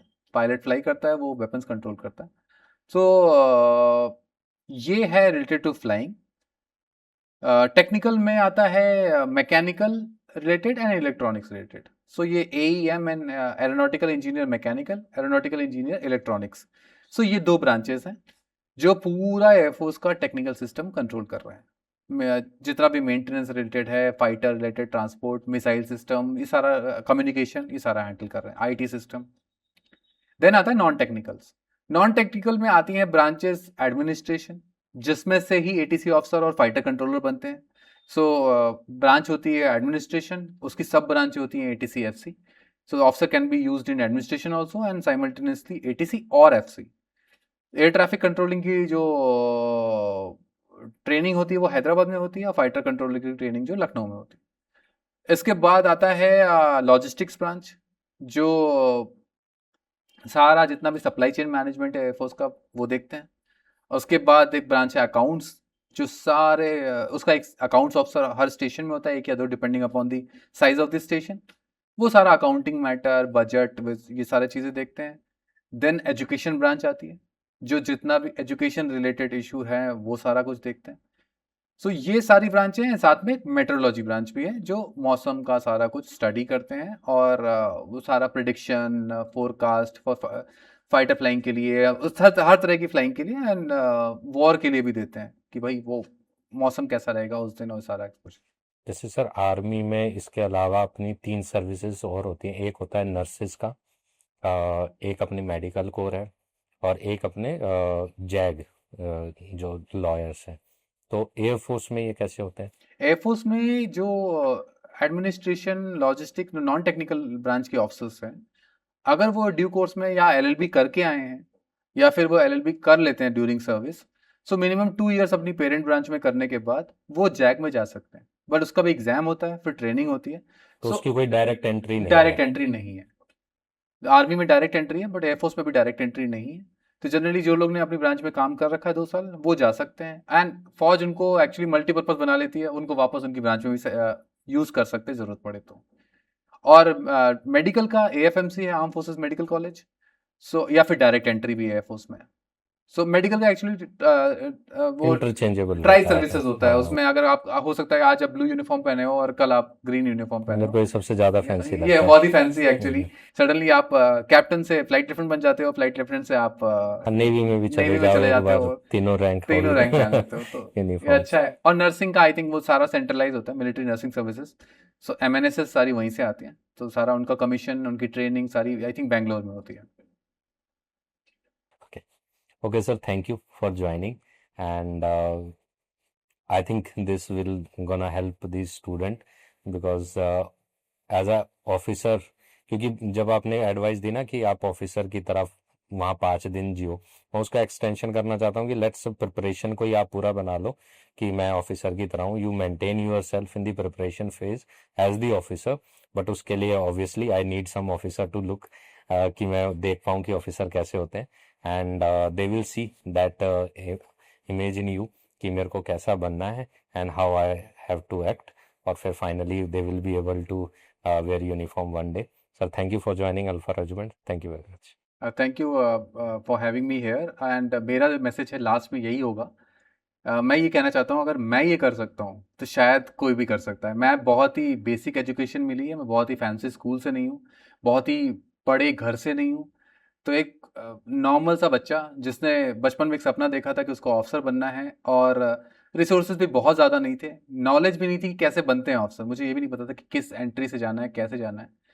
बट अगर ये लगन थी ऑफिसर बनने की और मैं बन पाया, तो मैं बस यही कहना चाहता हूँ कि आपका बैकग्राउंड, आप क्या हो, ये मैटर नहीं करता, बट आप क्या बनना चाहते हो ये वो मैटर करता है, और वो क्वालिटीज आपकी अपने आप चेक हो जाएंगी। तो you should have that aim, and definitely life में सक्सेस मिलेगी आपको। हो सकता है आपको एक फील्ड में जहां आप चाहते हो ना मिले, ऑल्टरनेट फील्ड हमेशा रेडी होगी। Thank you so much for having me.